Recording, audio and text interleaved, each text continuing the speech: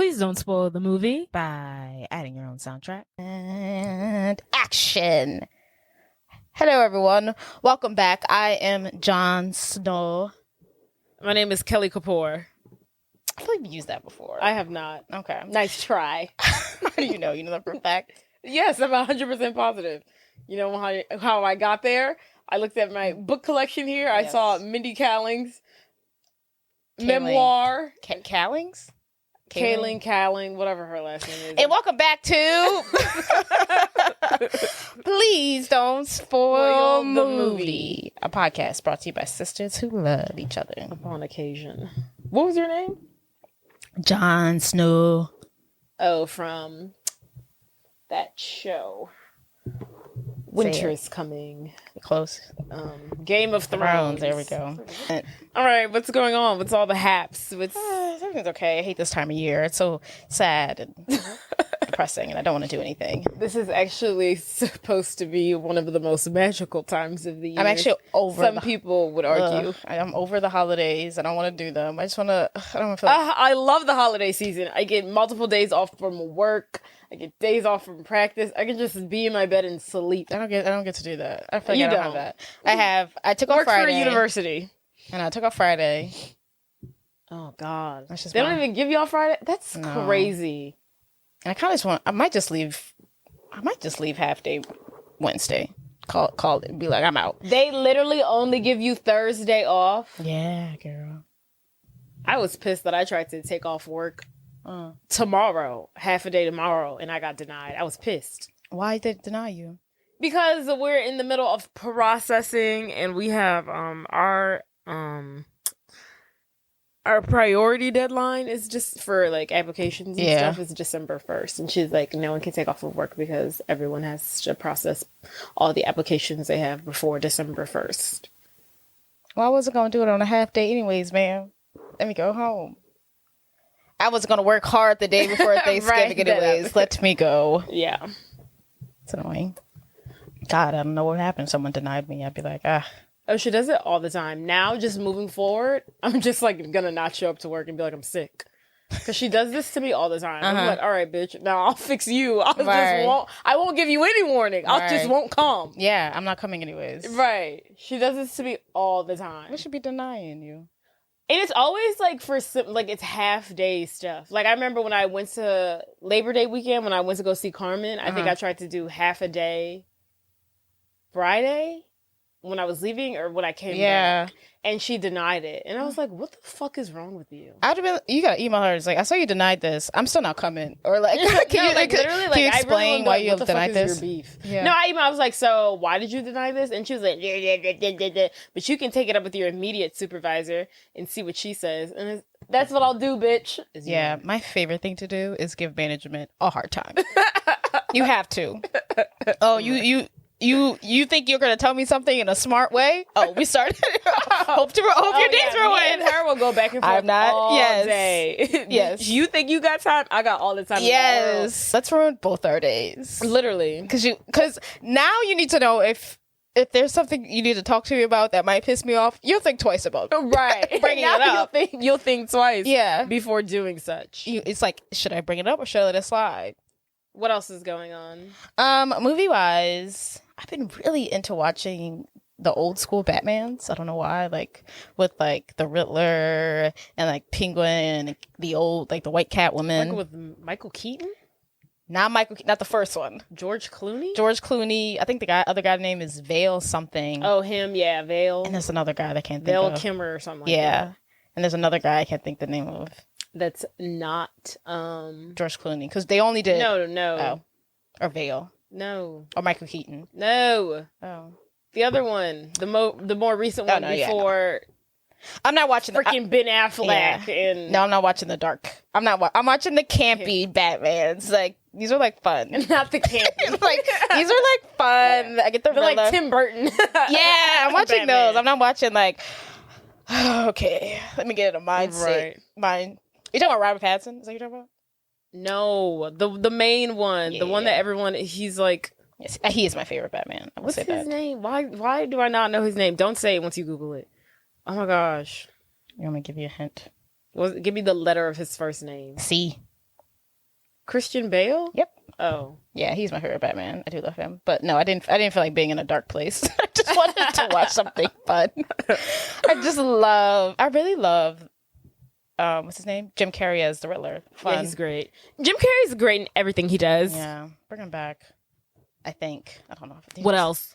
What else have I been watching? I finally finished because I told you I was watching Fall of the House of Usher, and I watched the other shows that guy did. I finished The Haunting of Hall Manor. I forgot what that one was called, but I just finished the other one they had, The Haunting of Bale Manor. That one was kind of slow, but I was like, thank God I finished that one. Wait, there's The Haunting of Bale Manor. There's a haunting of. There's 2 hauntings. Yeah, I think the first one that came out was The Haunting of Hill House. The Haunting of Bale Manor, and then the last one that the guy created. Is The Haunting of Hill House and The Haunting of Bale Manor 2 separate shows? Yes. There's no relation. It's giving like American Horror Story where he like reuses the cast, but no relation whatsoever. The only thing they have in common is like a haunted house.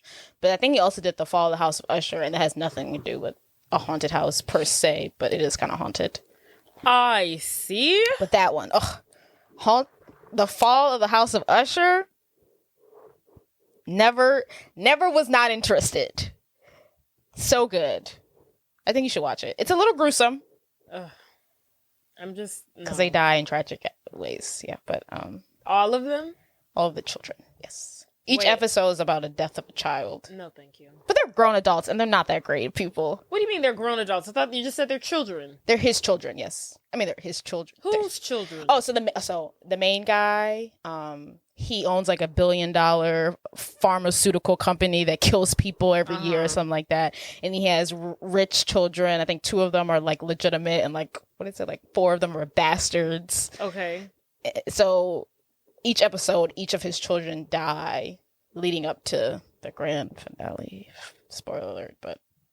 So we're watching children die. They're the youngest one, the first one that died, he was 21. Oh, so they're not children. Kids, yeah. though. Okay. His okay. I don't know another word for his kids that are grown adults. I don't know. I said they were adults. Okay. I was children, confused. Yeah. Okay, now it makes sense. Not babies, but like grown.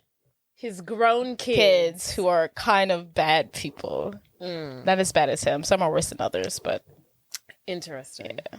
Oh God. It's really good. It's so interesting. Very interesting. Very interesting. What have I been watching? Yeah, you see anything? I literally don't think I've seen anything. Anything to get you into holiday spirit? No. Do you have a go-to Thanksgiving movie? I don't. There is no Thanksgiving movie. No, there isn't. That doesn't exist. Can I have one? I wish they did. You know, I think Tiffany Haddish is in one. A Thanksgiving movie. With that white guy who was like really... We saw him a lot for like 2 years and we don't really see him anymore. He was like, I want to work, and then he stopped. Wait, which white guy?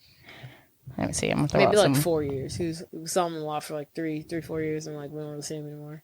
Ooh. Don't you hate when people have those phases? The Afterparty? No, that's a show. I don't know who you're talking about. Google Thanksgiving movie Tiffany Haddish. Bah, I don't know what it is. This guy? It's called The Oath. This white man? Yeah. Yeah, wouldn't know how to pronounce that. Ike Burr. He was on Kimmy, like Mindy show. The Mindy Project. Mindy Project, he played the nurse, Morgan. Oh yeah, he was on The Neighbors. He's funny. And he's on the Afterparty with her. I think there's a new show that came out, but I don't know back what that together. I'm just ready for... Actually, I'm not ready for any holidays. I'm ready for them to be over. I need a break from the holidays. I love the holiday season. Then I also have to go visit Chancellor's family. That's another like add-on. When you going to go see them? I think I'm gonna do them first and then come back here and spend the rest of the time. You gonna bring Chancellor with you? Or he's gonna stay over there? I don't know when he's gonna leave, but I told his ass if he don't. At first, he was trying to say he didn't plan on doing both, and I was like, "LOL." So just know I'm not I won't be making an effort for Christmas, Right. or like, you better pick one. Right. Because his mom already expects me. So I was like, well, you got to tell her, because if you ain't going to neither of them, I'm not going to make an effort.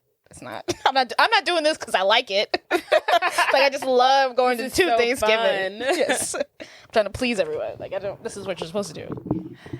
So no, if you think you don't have to do it, then I don't have to do it either. It's over with. Period. What's going on in pop culture? Let's see. Did you, first of all, I would like to say that Travis Kelce is dating Taylor Swift for clout. I feel like we've never talked about that. I would really like to point that out. I hope no one takes this relationship seriously because he does not. I don't take any of her relationship seriously. I mean, she's dating him for a new album. I'm just like, I really can't even understand how she could, or anybody, could look at his past girlfriends. And be Were they all black? All black women. Really? He used to have a reality show, right? I didn't know that. No one really knew it. Before football? No, it was like a dating show. Oh. He used to have, don't know what it came on. I don't know. I'll figure it out. Keep talking. Yeah. Used to have a I didn't watch it, but whatever. Used to have a reality dating show. Almost like at least 70% of the women on there were black. Picks a black girl, dates her. I think he's dated a girl in between that this girl from the reality show, and then his most recent girlfriend before Taylor Swift that he had been dating for like 3 that years girl now was also a black girl. I can't tell what this is on. Maybe NBC. Yeah, Catching Kelsey. NBC. That's what it looks like. Oh, really? I think so. So clearly, you go from fine black woman to fine black woman to fine black woman. And then you date Taylor Swift. Yeah, he's definitely. It's like, who are you trying to kid here? We know she's not your type. Like, you have no attraction to her. You've dated black women with like the fattest of asses, and you're dating Taylor Swift, who is like a twig, who literally, if you turn her to the side, she disappears. I didn't know his last girlfriend or his girlfriends before his last girlfriend were also black. That's hilarious. And it's just like, how do you go from a black woman to Taylor Swift? Like, I don't understand. Someone tweeted. And no one's questioning it. No one's talking about it. I don't know. I mean, I feel like the only reason doing all of this for clout. Oh yeah, for sure. He's tired of living in Patrick Mahomes' shadow, and he's like, I need to date the most popular pop star in the world. Right? How do they figure out these contracts? Like, literally, and he's not even her type. Because she likes skinnier, scrawny. Yes, skinny, scrawny, grungy white men. Yeah. Y'all are maybe attracted to an artist. Yeah. Y'all aren't attracted to either of each other's.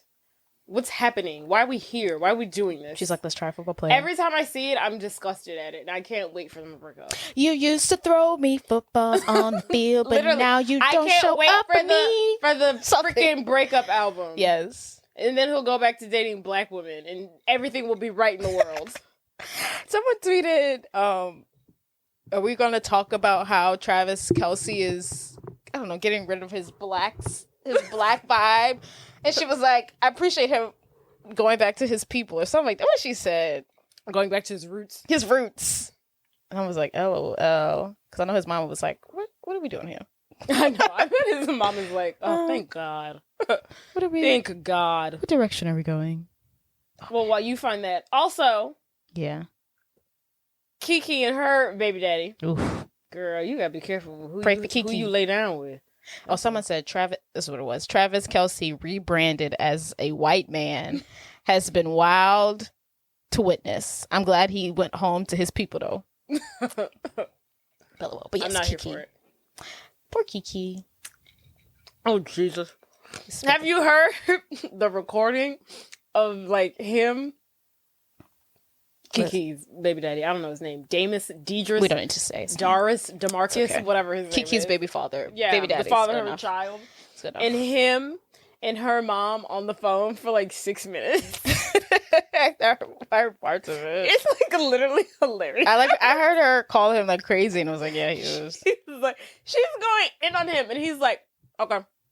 Yeah, he talks weird. Yeah, I'm like, why is he... First of all, I was like, how can she even stand his voice? His voice... He said literally next to like 10 words on the phone call. In all 10 words, his voice was driving me insane. Because he's preparing to gaslight her and then painting her as this angry black woman. He knows what he's doing. He's like, oh yeah, look at me. I'm so fucking calm. I'm so calm. Girl, her mama was going in on him. It was hilarious. When she said Usher was gay, I said, yeah, oh, I was like, oh God. Don't bring Usher she was just going crazy. Yeah. She said... The Usher thing was the problem. He's gay. I was just so confused by it all because the mom's on the phone going in on him. He's on the phone with the mom, but then Kiki's in the room. Not with the mom, but with him. And she's like not saying anything. That must have been before. No, I think this is like after. It's just so... See, I don't know if this is when they were together. It might have been. This is them together or during a fight, and he just recorded it and dropped it. I don't know when this conversation, but it was just so weird to me that she was just she's in the room. No, I think it's after they broken up because she's like, he has said something about like, I don't care about her. Oh yeah, I'm here for my son or something like that. But it's obviously after the Usher thing. Yeah, but before the. But then they got back together after the it must have been doing that. But before the obviously the... Right. Yeah. Nonetheless, I say all that to say, you gotta be careful who you have babies with. Jesus. I mean, we knew. Because what kind of crazy person tweets that shit? That's a red flag. Throw it in the air. And she got back together with him, which I knew she was gonna do. I knew she was gonna do it. Which is fine. Which is fine. I get it. I wanted it to work out for them, but he's crazy. But not this bum mother lover. Also crazy people, P. Diddy. Oh my God. I thought that P. Diddy's crash was going to be like, finally, we're talking about the fact that he was messing with them boys for making the band when they were children. That's what I was waiting for. Oh. I didn't think it was going to be Cassidy. What is it? Casey? No. Cassie. Sure. Cassie. Yeah. I didn't think it was going to be Cassie. To be truly honest, I didn't realize they were dating for so long. I didn't realize they dated for like 12 years. I didn't realize they dated until they broke up. And she found that her new husband that she loves forever. Like, I really didn't pay attention to the relationship at all. They broke up and then, she turned around and found this loving white man who she had a baby with. Two beautiful daughters, I think. Yeah. I don't know. What do you mean? I don't know. I don't know what the gender of the babies are. I don't know if they're daughters, girls, boys. I think they're girls. But I was like, wow, good for you, girl. Drag them. It was crazy.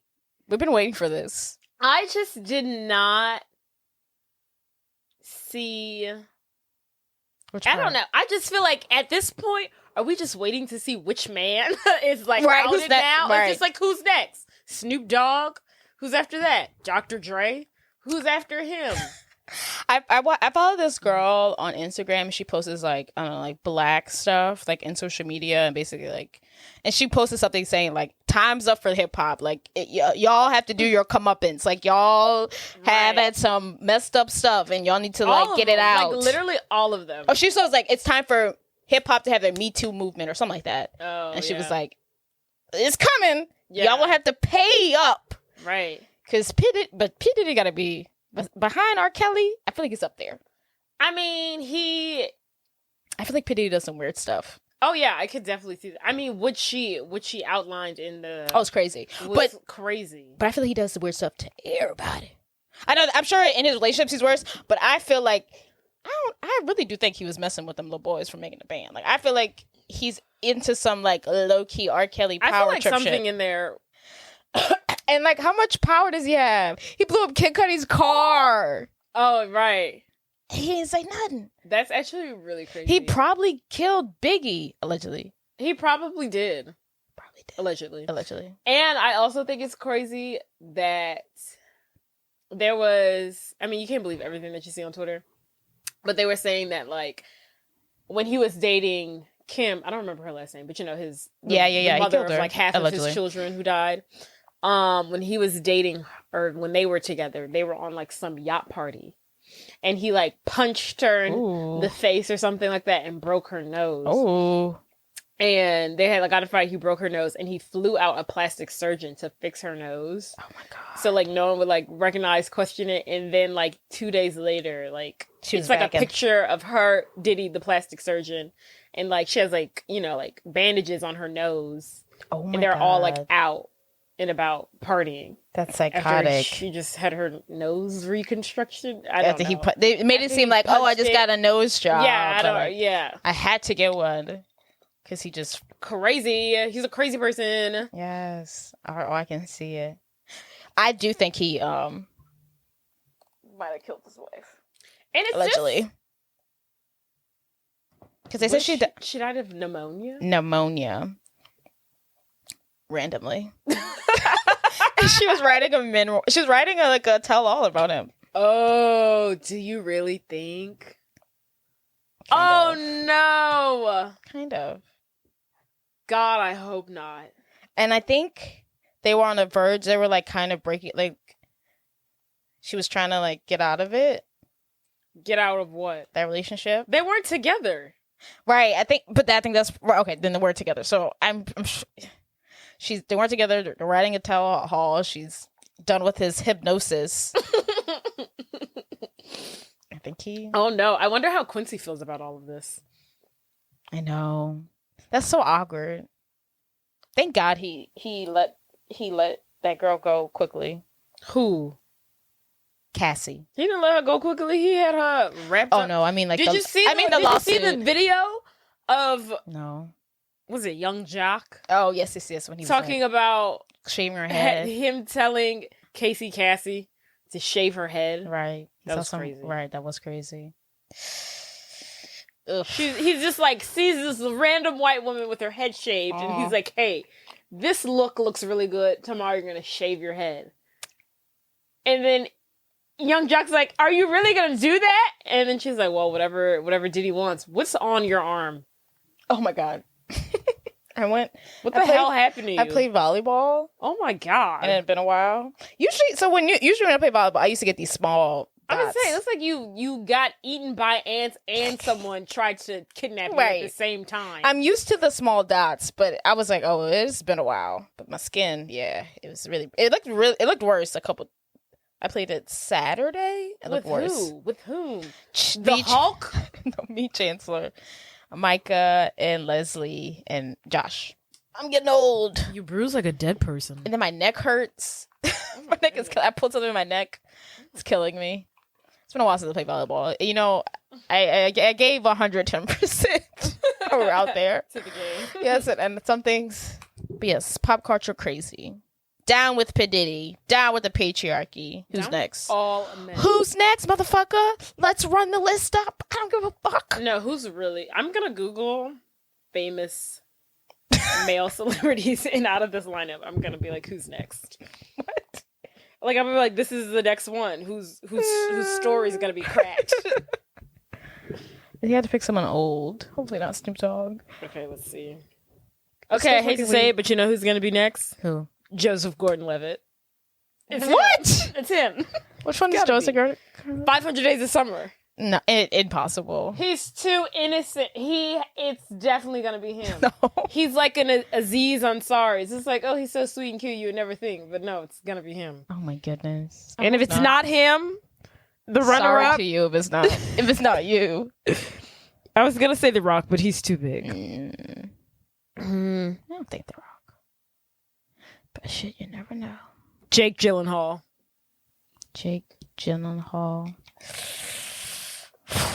You're picking white men who have done nothing but are weird enough to do some weird shit. Exactly. Am I far off? No, I'm not. Gordon-Levitt. I'm like, oh my God, I don't see it, but I can totally see it. Being a weirdo. He can definitely be a weirdo. It's like low key. What's that white boy that makes the Pineapple Express and James Franco. Yeah, that's what. Yeah, that's like, exactly. Like they fall under that category, yeah. And he's literally James Franco was literally like the worst of the brew. He was like fingering girls in his like acting class. I think he was the class he was teaching at college. Yeah. He was teaching acting classes and was like going out. He's like, oh, do this and like fingering them. Yeah. Like, oh, this is acting. He was wild for that. What a crazy person. Yeah, he was wild for that. After them?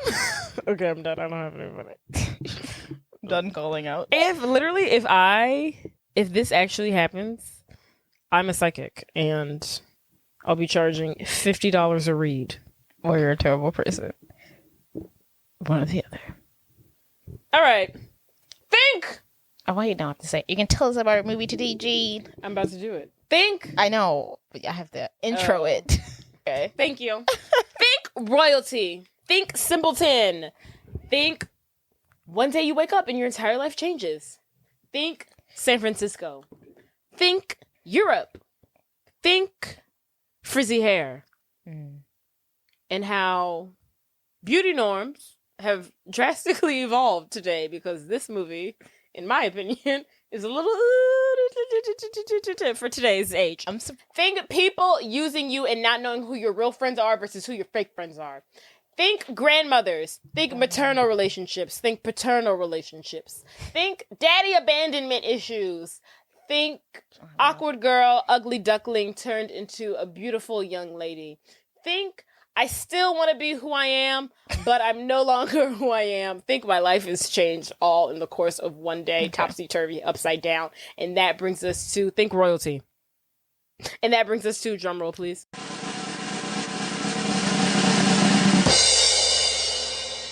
The Princess Diaries. Summary. Shy and awkward San Francisco teenager, Mia Thermopolis, played by Anne Hathaway, is thrown for a loop when she learns the astonishing news that she is the apparent heir to the throne of the small European country of Genovia. Under the guidance of her estranged grandmother, Queen Clarice Rinaldi, played by Julie Andrews, Mia must decide whether to claim the crown or renounce her princess title permanently. Fun facts. The movie is a coming-of-age comedy film based on the novel of the same name by Meg Cabot. When you say Meg, I was like Meg the Stallion. I don't think I could ever hear Meg the same anymore. It's her name. Yeah, I'm actually surprised that it just says Meg and not Megan. Well, it's none of my business. The film was released on July 29th, 2001. Why'd you look at me? Is that an important day? I don't know. I don't know. I looked at you. You were like 2001. I was like, Now, I feel like whenever I see a date that's 2000 or 2001, I'm always like, how far away was that from 9? A month and a half before 9/11. That's crazy. That is crazy. Okay, wait, that's actually really crazy. Do you remember when, you don't remember this, but when I was watching this last night and Mom came in the room, I was just like, I remember you took us to see this movie, our mother, and I guess, she's a ditz, and she must have got the show times confused, and we got there and the movie was over. And I was like, what the fuck, Mom? The film's freaking over. Wait, no, how did we get in? Completely bungled this. We must have went to the wrong theater. No, we might have went into because there's no way that it was sold us a ticket of like, this movie's over. Maybe. We must have went to the wrong theater. Maybe. I do remember. I just remember we're always late. We walked in and it was literally at the end when she's like dancing at the end of the ball. And I was like, are you kidding me right now? I was like, how did you mess this up? God, do you remember when we had to go see the series of unfortunate events in the movie theater? We're always a little late. So we went into the movie. And the beginning is different. It's like a and we were like, oh, we're in the wrong theater. And we like stood up and then we're like, but that's not this story. And then went like series over and then we were like, okay, we're here. Oh yeah, I remember that. We were like, oh yeah, we're in the wrong theater. It was like Disney, like I don't know, like a dove or something. And it was like, this isn't. We're like, this isn't it. Okay, back to reality. Back to that. But it's funny to think, like, we saw this movie and we missed it, and then 2 months later, 9/11 happened.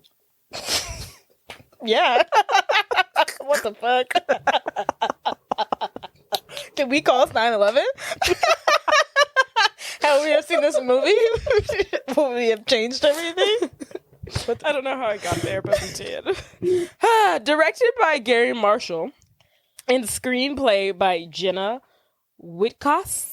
The film is also produced by Mario Escovic, Deborah Martin Chase, and drumroll, please. Let's do another drumroll. The one, the only, the legendary. You're looking at me like, who the hell? It's not. I know it better not be talking about. It better not be John. Who? What's his name? Say his name. It's not a he. Whitney Houston. Oh, I was never gonna guess that.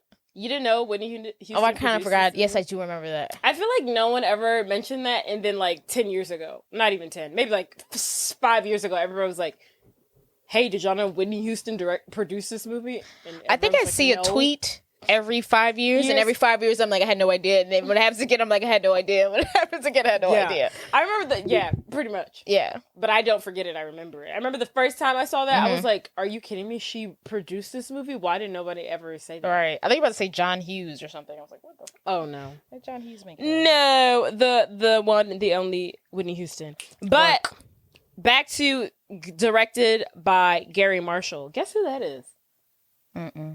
You're not going to. Yeah. I'm going to give you a hint. Hocus Pocus. He's a director of Hocus Pocus. No. I don't know. No. He's in Hocus Pocus. He's not the bus driver, is he? No. But think small scene like that in Hocus Pocus. The candy guy where they finish the witch and they think he's the devil. Yes! Okay. That's who directed this. Does he direct Hocus Pocus? No. Okay. That's the guy who directed High School Musical. Is he like, that's random. Is that random? Is what random? The fact that he's an I actor? thought it was random, but then I was like, oh wow, he's actually famous. I was like, this guy's a director. Girl, he's directed so many movies. Yeah, he does everything. Okay. Let's go down the rap list, shall we? Because they kept on, when I was doing my research, they kept on like talking about him like he was important. I was like, who is this man? He's directed Pretty Woman, Runaway Bride, Valentine's Day, Mother's Day, New Year's Eve. He likes it. Most importantly, Pretty Woman. Yeah. But Raising Helen, Bride. The Other Sister. Oh, yeah. No. The Other Sister. Never Been Kissed. That's one of your favorites, huh? Mm-hmm. That's enough. But Runaway Bride, Never Been Kissed, Pretty Woman. Oh, Never Been Kissed. Yes. I'm thinking. Georgia Rules. You watched that movie the other day, didn't you? Yeah. Georgia Rules. I was like, oh, he like does like rom-coms. This is his like thing. He does them. He does. Puts a freaking foot in them. And so his like itty bitty scene in Hocus Pocus, and then like the wife who's like, who are these bitches in the house? Yeah, that's his sister. Oh, I love that. That's hilarious. She's like a comedian too. I was like, it's like a family affair. Okay, so I'll read the sentence again. So directed by Gary Marshall, did Pretty Woman. Screenplay by Jenna Winkins, whatever. And then the film's produced by Deborah Martin Chase. Does that name not sound familiar to Deborah Martin Chase. And Whitney Houston and another guy. Initially intended to be set in New York, like in the book. Okay. The film was originally called The Princess of Tribeca. I don't like that. Yeah, I thought it was cute, but it's like she's not the princess of Tribeca. I like her in San Francisco. I like it in San Francisco too. Prefer it. You want to know why they changed it? You tell me. Because the director lived in San Francisco. So I ain't going to New York. Exactly. Yeah, I'm not. He lived in San Francisco, and he dedicated the film to his 2 granddaughters. Aww. And they also lived in San Francisco. He's like, we're going to set this in San Francisco. I like it. I like it in San Francisco, too. I don't like it in New York. I think it would have been fine in New York, but I do like it in San Francisco. It's not as crowded. A little more homey. Yeah, I don't know. there's something about it. Yeah, it feels, I like it. Quaint. Anne Hathaway was cast in the lead role of Mia Thermopolis after Juliette Lewis, to whom originally had the part, but turned it down. Which one's Julia Lewis? She's in your little show about the girls eating other bitches. Cannibalism. I can't think of the name. Swarm flies or something like that. Hornets? No, shut up. Yellow Jackets. No. Julia Lewis. She plays like the main girl? I don't know who's the main girl. Oh, okay. I don't know her as a child actor. Okay. Yeah, I don't either, and I definitely couldn't. Thank God we went with the right chick. Well, yeah, well, now I wonder how she was as a child, but now she's a little more like risque. Right, I feel like everything we've ever seen her in, she's always been like played harder. like the mean, edgy. Yeah, edgy. That's a good word. Girl. She could have never played Mia Thermopolis. Yeah, I wonder why. What happened? She was like, I can't do it. She must have was like, I play the edgy, rebellious girl. This isn't for me. She could have played her best friend. That she could have. Now that Lily. she could have played perfectly. That is correct. The film was The film was Anne Hathaway's first major film role, which she auditioned during a 26-hour layover flight in Los Angeles, California, while traveling to New Zealand. Oh God, it's the liquor. While traveling to New Zealand to film some movie. Her only prior acting credit had been a short television series that went nowhere. But she ultimately got the role because she fell out of a chair because she was so nervous. And they were like, oh, she's a klutz. Yeah. Gotta have her. She falls out of a chair in the show, too. They're like, do it again. Yes. Several established young actresses, however, had been considered for the role, including Reese Witherspoon, Kristen Dunst, Alyssa Silverstone, Jessica Biel, Claire Danes, Kate Hudson, Cameron Diaz, Drew Barrymore, Sarah Michelle Gellar, Brittany Murphy, Katie Holmes, Christina Applegate, Kate Beckinsale, Eva Mendes, and Liv Taylor, who was deemed the first runner-up after Hathaway. Who's that? Liv Taylor. I don't know. The name rings a bell, but I don't know who that is. I kind of think they all could have done it. I don't know. Let's go down the list. Reese. First of all, when I went, I was like, okay, so how old were they, like, in relation to Anne Hathaway? Because when Anne Hathaway got this role, she was 18, right? She's 41 today. Reese Witherspoon is like 50. I was like, you'd have been like 29 playing a 15-year-old. No thanks. Kirsten Dunst, maybe. Alyssa Silverstone, yeah. I think she's too pretty. Wait, which one? Alyssa? The chick from Clueless. Oh. Jessica Biel. What is Jessica Biel even famous for? Like, what has she been in? Like, she's just famous, but I don't... Was she in Dawson's 4. Creek? Like, what was she? That's Jessica Alba, you... Well, then I don't know. Gender cunt. Sorry, get my white women confused. Yeah, get it together. Claire Danes, I could have seen her. She's in Romeo plus Juliet, the one with Leonardo DiCaprio. Kate Hudson, no. Cameron Diaz, no. Drew Barrymore, no. Sarah Michelle Gellar, no. Brittany Murphy, yes. She could do anything. Katie Holmes is just such a snooze fest to me. I think Christina Applegate, who's also like 50 years old. She was too old. Kate Beckinsale, too pretty. Eva Mendes, too brown. Not you putting yourself in the mindset of the audition. That's right. Too She's too brown. And Liv Taylor, I don't really know her. So that's my dog. Oh! Wow! Christina Carlson Romano was unable to audition for the film due to scheduling conflicts with... Who's Christina? Tell me who Christina... I wanted you to... I know. Tell me who it is first, and then I'll get there. No, you're supposed to guess. What's due to scheduling conflicts with a said Disney Channel series that she was on, she couldn't audition. Christina? Say her name again? Christy Carlson Romano. That witch show? Selena Gomez? Yeah. Be for real. No. If it was the witch show, I would have said... Charlie? No. Think older. Older show. This is 2001. They're all 2001. They're all blending. I don't know. Even Stevens. Oh, yeah, let's never get that. The sister from Even Stevens. The thick one? I could have seen the thick one. Even Stevens. Even Stevens. I'm thinking Phil of the Future. I was like, the thick trick? Okay. Even Stevens, yes. Maybe, yeah. I could have definitely seen her doing that. Definitely could have seen that for her, but she couldn't audition. Boo-hoo. I'm like, y'all better make it work. Let's see, where am I? I'm not even the main character on the show. It's not Sister Stevens, Even Stevens. I'm going to audition. Julia Andrews was semi-retired from acting at the time when she was casted as Clarice Rinaldi, and it was her first feature film in 15 years, and her first Disney film since Mary Poppins, which had a gap between then to 2001 of 37 years.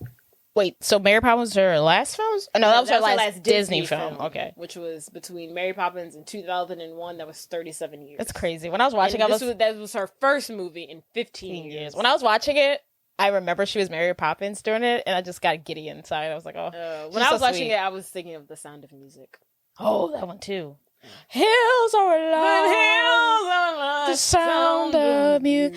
When I was watching, I was like, oh my God, I love this lady. I want her to be... She's so sweet. If I was a white person, I would want her to be my grandmother. She would make a good fairy godmother. Like, she's so fairy tale. Yeah. Like, she's just so, like, whimsical. Put together. Yeah, she's like a perfect lady. She floats. She floats. I don't know. She doesn't walk. Yeah, she floats. She glides and glistens. Gorgeous. And she pulls out that short hair. So, that's amazing. The director, Marshall, what was his first name? Gary Marshall personally invited Andrews to discuss the film with him.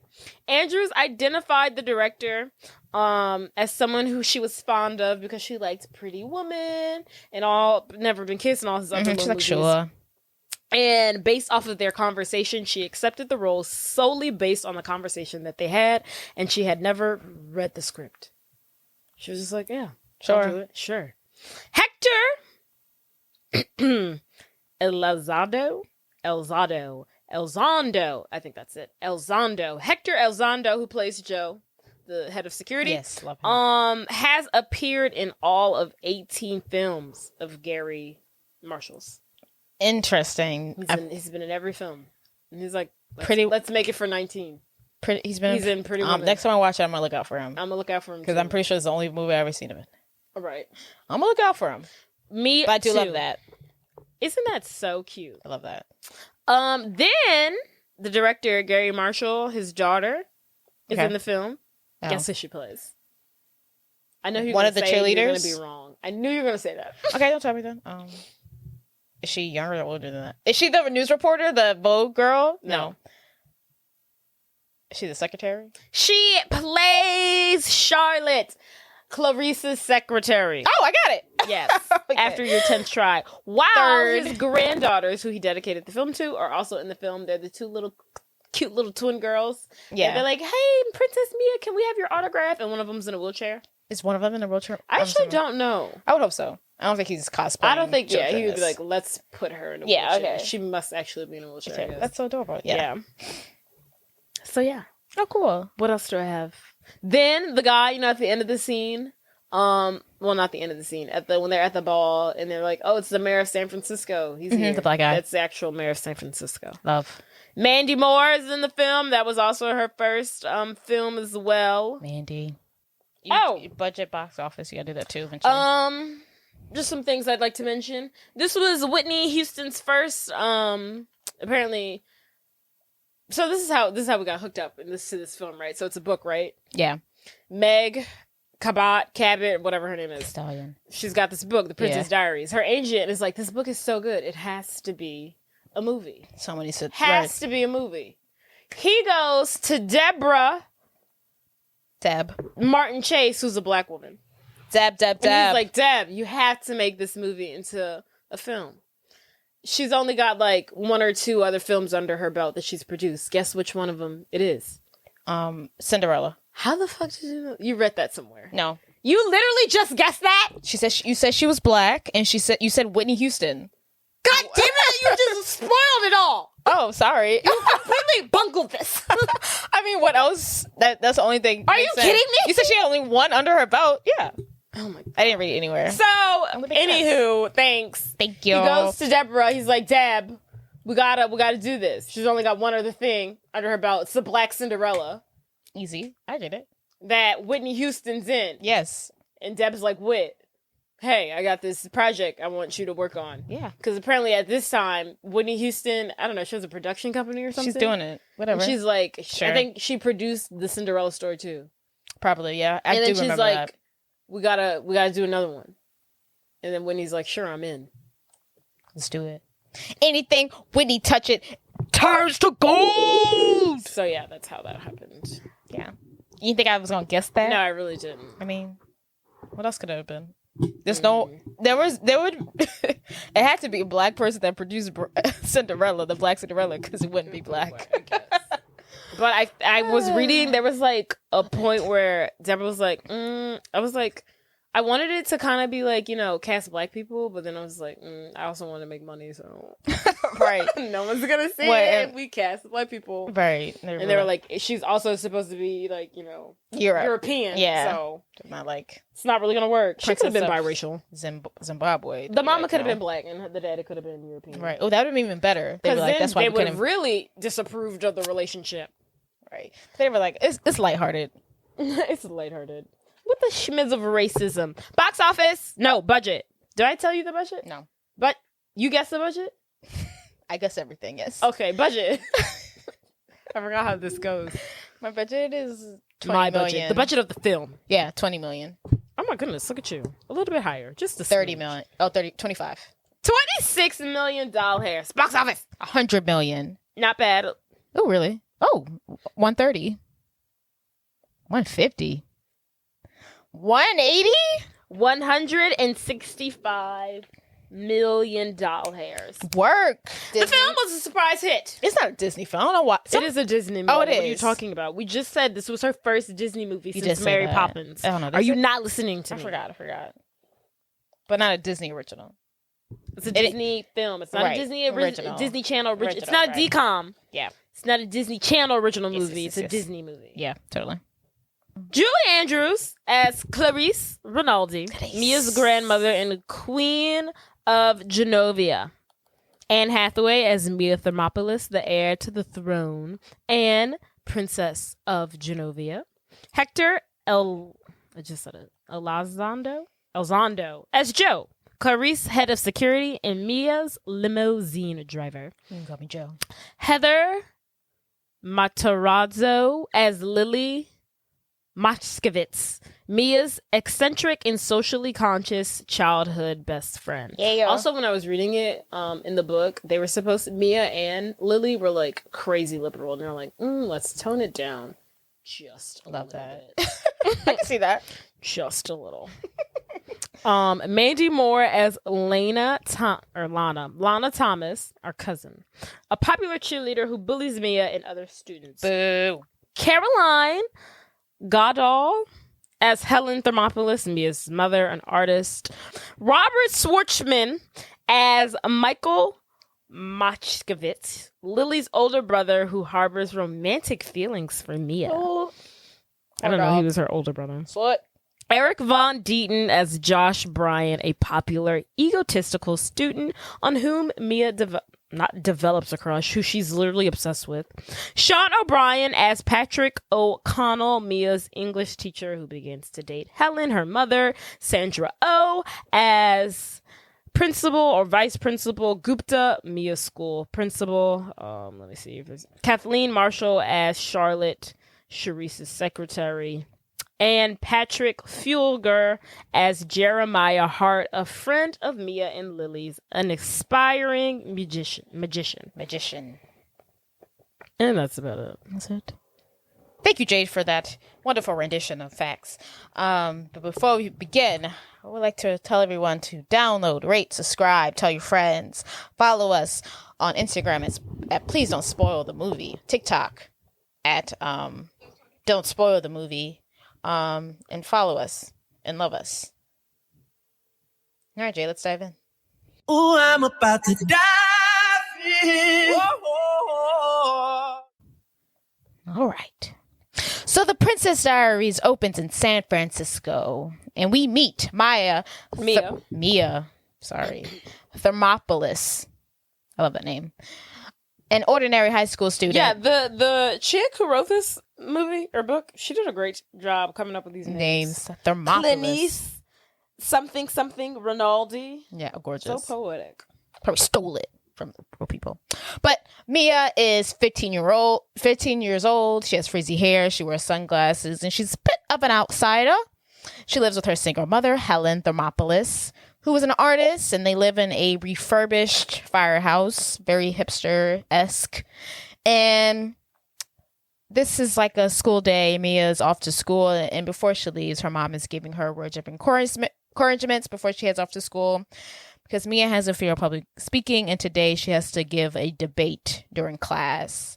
And then Mia heads out, and before she gets to school, she meets up with her best friend Lily, who is also socially conscious and an outspoken teenager, and then to Scooter to school.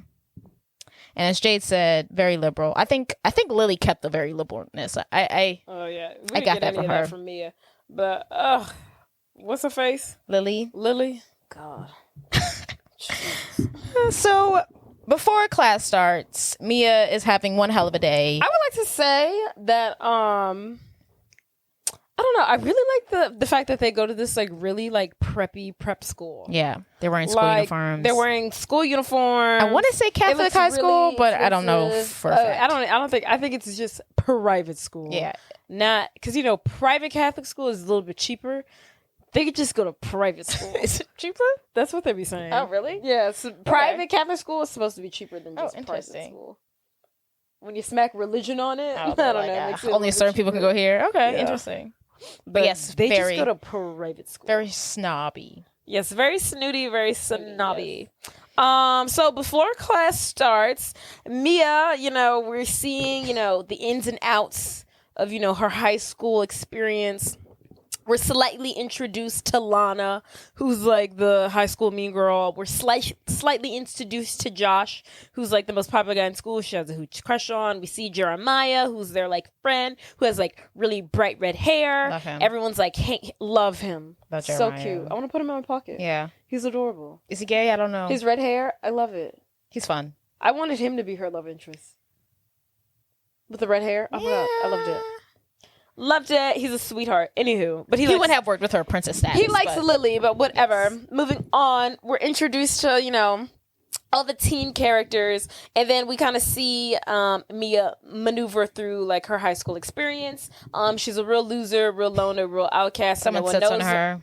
No one notices her. She's invisible. Someone sits on her. That's how invisible she is. I didn't see you there, bitch. She gets sat on by a fellow student. He's like, oh, sorry, I didn't see you there. She tells Lily, I'm like, I'm a human being. Right. She tells Lily, someone sat on me again. And she said it so beautiful. You didn't see all that freaking hair? Right. And then she's like, Lily's like, oh no, again? But then as her and Lily are reconvening at their lockers, then we see Josh and Alana, the two most popular people in school, and we see them making out with each other, and we see Mia watching them, and she starts daydreaming that it's not Lana making out with Josh, that it's actually her. Because she just wants to be popular and fit in so bad. I think Josh... Well, I wouldn't say that, but she has the hots for Josh. Yeah. I think Josh is the perfect casted high school cutie. Yeah. Because he's not like, okay, obviously we're never going to see him. He's like, but it's realistic to me. He's adorable, but not like far-fetched. Yeah, I agree. It's like perfect. Where do they find him? They choose it all the time. Because sometimes they be ugly. Oh, God. Just hideous. Just a young white man. I'm like, you're just picking him off the street? Okay. Right. Who's supposed to believe this? And then sometimes they'd be like, ain't no way this is happening. Yeah. So yeah, he is a good middle ground. He's perfect. We love... What's his name? Josh. Dick Van Dyke. Wow. Or something like that. He was in what's that skating movie? Brink. We love Eric Van Deeten. I said Dick Van Dyke. Dick Van Dyke. It's close. There's a Van, whatever. Right. So they're catching up. We said Mia. After she's done daydreaming. Yes. They're off to speech class. Her and Lily. And so now we're in speech class. Josh is making his speech. The argument is uniforms. Josh is anti-uniform, and everyone's like, "Oh my God, of course!" Everyone's gonna be like, "Who? Why anti-uniform? Yes!" I want the speech teacher to come on. Like, how is that fair? Give Mia the pro. Food. Like, give her food. Why it should be better? No, he should have gave her the pro wear casual clothes and gave Josh the anti. Like, clearly maybe they picked it. Maybe Josh picked the anti There was uniform and she picked pro uniform. Maybe. So while her Josh is giving his speech, everyone is like, "Oh my God, Josh, he's the man. You're so cool, Josh. Yay, no And he knows it. He's the worst. He's so cocky. I want to punch him. Yeah, he's literally the worst. And Mia is sitting there in fear and is like, she even turns to Lily and she's like, "What's my argument again?" And then Lily has to remind her, "You like the uniforms. They make us all equal." And then Lily is like, "You got this. Go do it." So Mia goes up, she gives her speech, and she begins. She's obviously nervous, obviously petrified. She's not good at public speaking. And as she begins to talk and the words slowly come out of her mouth, she gets sick and she runs off to go barf. And she is now left her fellow classmates in a room laughing at her hysterically. They really love to pick on Mia because they was bullying her before she even she gets up there and they're like, "Look at her hair. It's so frizzy. She looks like a cobweb." Right. I want the teacher to be like, "Shut up. It's just curly hair." Just curly hair. And I don't understand how she's so invisible if everyone knows to pick on her. Right. Like, how do you know her? Well, it's either you pick on her or she's invisible. Poor thing. So after school, Mia's at her job. She helps she works at a rock climbing gym. place. Yeah. And then she helps them rock climb. And Mia's mom stopped by. She's a rock climbing instructor? Yeah, instructor. There we go. Yeah. And Mia's mom stopped by and she's talking about how the fact that, she threw up, but she also has a much more important thing to talk about. And that is that Mia's estranged grandmother, so her grandmother on her dad's side, is in town and she wants to meet up. Paternal? I don't know. Paternal What's fraternal then? Oh, sorry, fraternal. His father. What's paternal? Your mom? Yes, I thought so. I don't know. I don't know. Okay. You're just introducing things to confuse me. Yeah. So her estranged grandmother's in town. She wants to meet up with Mia for tea. And at first Mia's like, she's like, why is this lady who's never talked to us ever want to meet up with us? And then her mom, being very vague, is like, "Oh, she's just in town. She wants to get tea." And Mia's like, "Isn't she the reason why y'all got divorced?"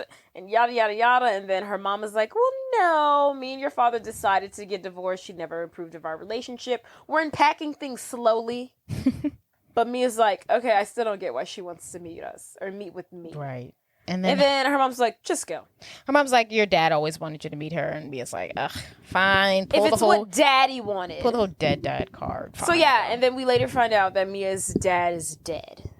From some incident they never mentioned. Right. The whole like her dad, the death, the funeral, how did he die? The mom, the grand, like all that, it doesn't make any sense to me. Which part? That he died? It's not that it doesn't make sense. They leave too many unopened questions. Yeah, you could have. Dad died. Did they not go to the funeral? No. Why? Because they didn't know. That's your dad. All right. They should have went. And then also, I never knew, literally until I watched this yesterday, that she never met him. I never knew that he died 2 months before this. I also didn't know that either. I thought he died like years ago, and I thought he was in her life. I didn't know. I knew he wasn't in her life. I'd never. But I didn't realize he died 2 months ago, and that's why this is all happening right now. Because I just thought it was happening eventually. Yeah. But I didn't know it was like, "Oh, girl, you gonna have to rule today because he died. He dead." And I thought, I guess I literally just never paid attention to this movie. I thought that he didn't want anything with the like the royalty. I thought that's why he was in her life. Oh. I thought he was in her life, and I thought he wanted nothing to do with the thing, and that's why I thought she didn't know that she was royalty. Oh, because Dad was like, "Oh, I don't want anything to do with it," and so that's why you don't. So know you were telling yourself a whole different story, right? In my own, yes. I made up what made sense to me, for me to enjoy the film and watch it peacefully. That's what I did. You answered your own question. So, anywho, the mom's like, "Look, your dad always wanted you and her to meet," and so Mia's like, "Okay, fine." So the next day after school, Mia goes to what she later finds out is the Genovian consulate to meet her grandfather. Also, that's another thing I don't understand. Is that like the embassy? Yeah, I think so.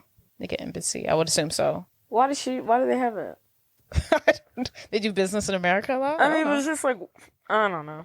It's like, Don't overthink Do we the have consulate. it just didn't make any sense to me. I'm like, do we have a freaking Spaniard embassy here in New Orleans? Like, why does San Francisco have a Genovian embassy? Consulate. That's their headquarters. I don't It know. just didn't make any sense. Maybe her dad picked that spot deep down inside. He was like, we must have one here I guess. all along.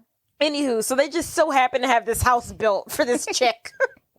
For Clarice Rinaldi. It's not for the chick. It's for Genovia. Whatever. So at tea, she goes to the Genovian consulate to meet her grandmother. She's outside of this big old mansion, and she rings the doorbell. She's like, "Hey, I'm here to meet my grandmother." They let her in. They tell her don't step on the grass because she's stepping on the grass. Why would she step on the grass? I didn't understand. I was like, why are you deliberately stepping on the grass? There's concrete Right. there for you to walk on. I thought it was so rude. She has no manners, darling. She's ill-mannered. She's a 15-year-old girl. So she gets in there. They're searching her. She's like, what is this? Like, where am I? Why are y'all searching my bag? Don't crush my soy nuts. They're searching her terribly also. Like, sir, if you're looking for something, you're not going to find it. You're not going to find it here. She's got a bomb. Y'all already dead. So they're searching her. She asks them not to crush her soy nuts. And then we were introduced to Catherine, her assistant. I don't remember the girl's name. No, Charlotte. We're introduced to Charlotte, Clarice's assistant. And then she's like, look, your grandmother will be down in a couple of minutes. Then emerges Clarice. She's like, I have arrived. She's like, I'm here. She's like, oh, everyone like stops and, bows to her because she's the queen of Genovia. They stand up. They sit down. And Julia Andrews being the most picturesque woman over 60 I've ever seen. Oh my God, I'm obsessed with her. I was like, when I was watching this movie, I was like, oh my God, I forgot how freaking fantastic this woman is. Very elegant. Like, she's so elegant. Oh my God. It's like, I don't even think she's acting. I think this is who she is. And so she emerges and she's like, oh, Mia, it's so nice to finally meet you. Thank you for coming. And then she's like, no problem. And then Clarice is like, let me take a look at you. She takes a look at her and she's like, oh my God, you're hideous. No, she doesn't. She says, you look young. And I was like, what? Which is fancy for saying, I can't say you're pretty because I think you're ugly. So I'm going to call you young. I thought it was a weird thing to call. I was like, do you think she's ugly? She's not ugly. She's not ugly. And this is my qualm with this movie.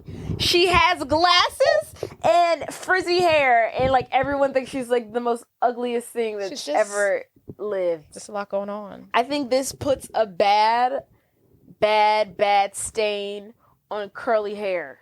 Yes. Like, it makes curly hair seem so unattractive and straight hair so beautiful. I know, it does. Like, literally, this film is literally about her going from curly hair to straight hair, and she's instantly gorgeous. I think that's not good. I think in the Caucasian community, they really don't like curly hair. I mean, yeah. Yeah, they really don't. I feel like I meet white girls all the time, they're like, oh, yeah, I have curly hair like you. Or like, they always, on TikTok, they're always trying to straighten their hair. I always got made fun of because my hair was curly. What? Deep. I'm sure it's something to do with racism. Oh no, that's definitely a European standard of beauty, having straight hair. But anywho, because this chick has curly hair and glasses, she's hideous. Beautiful curls. Beautiful head of hair. Beautiful mane. She's got to curl it and put some in it. Yeah. Gorgeous. Anywho, her grandmother's like, you're ugly. And then Mia's like, well, you look clean. And then they sit. And then Mia's like, okay, so why'd you call me over here? Like, what do you want? Why do you want me here? And then she's like, well, before we get into that, I do have a little present for you. She gives her this beautiful locket that it's the shape of a heart. It's a Genovian crest. And it's in the shape of a heart or something like that. And she's like, oh my God, thank you. And then they go off to tea. They're like, let's continue this conversation out in the courtyard with some tea. So they go have their little tea. They're out there in the courtyard. And then, Clarice, Julia Andrews, she gets down to the nitty gritty. She's like, so Mia, do you know who Philip Rinaldi? Philip Anthony Metropolitan Galleria Donovan Italian word Rinaldi is? And then Mia's like, no clue. You lost me. And then she's like, well, Philip Galleria Anthropology, Jesus. Metropolitan Italian word Rinaldi is your father. And he is the Prince of Genovia. Was the king of Genovia. Oh, that was the king of Genovia. And then she's like, okay. What? Sure, Just get like- out of here. Right. And then Clarice is like, no, I'm serious. Like, why would I joke about something like that? And then Mia's like, if you're telling me that my father was the king of Genovia, then that makes me. And Clarice is like, you're right. That's it. You guessed it. You're the princess of Genovia. Yeah. And Mia's in shock. She's like, huh? What does this mean? She's like, me, I can't be a princess. No way, Jose. And she goes into like this mini anxiety attack. Right. And Khalees is like, I'm the queen by marriage and you're the princess by blood, which gives you the sole, like, you're like the true rule. She's like, you can rule this country. This is your job. And then Mia's Your just like, birthright. what are you talking about? And then Clarice is like, look, I can show you how to walk, talk, dress like a princess, but I really want you to like hone in on this and really think about what I'm telling you because, without you, Genovia will cease to exist as we know it today. If you're not our princess. And she runs off. See, at first I was like, when I watched this as a child, I was like, Mia, what are you doing? Sign up for the princess role. No if ands or buts about it. But when she's like, you gotta lead people, I would be like, now I can stand around and look pretty all day, honey. But when I gotta make decisions for a country of people, I would have been a little concerned too. She's young. But I just like.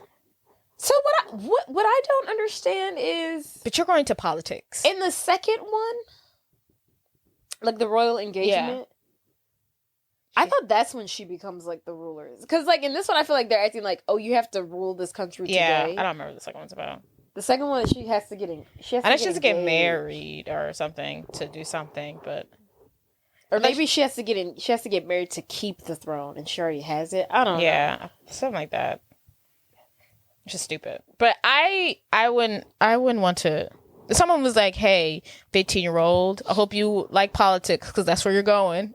Right. I feel like the world of politics and leadership and diplomats. Yeah, this is not. Welcome aboard. Yeah, and I'm like, wait, I don't want to do world that. Issues.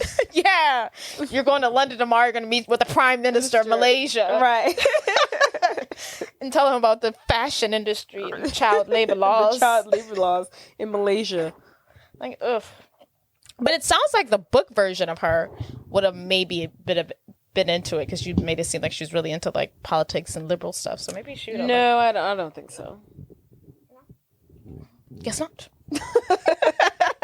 Nice try, though. Nice try there. So yes, Mia's shocked. Crazy. She's upset. She runs home and she goes to talk to her mother. She scurries off. So yes, Mia's at home now. She's talking to her mom. She's very upset.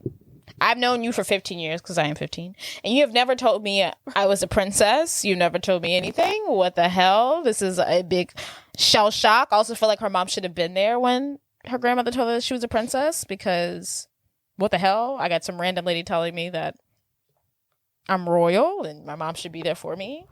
And then her mom is basically like, look, I didn't tell you.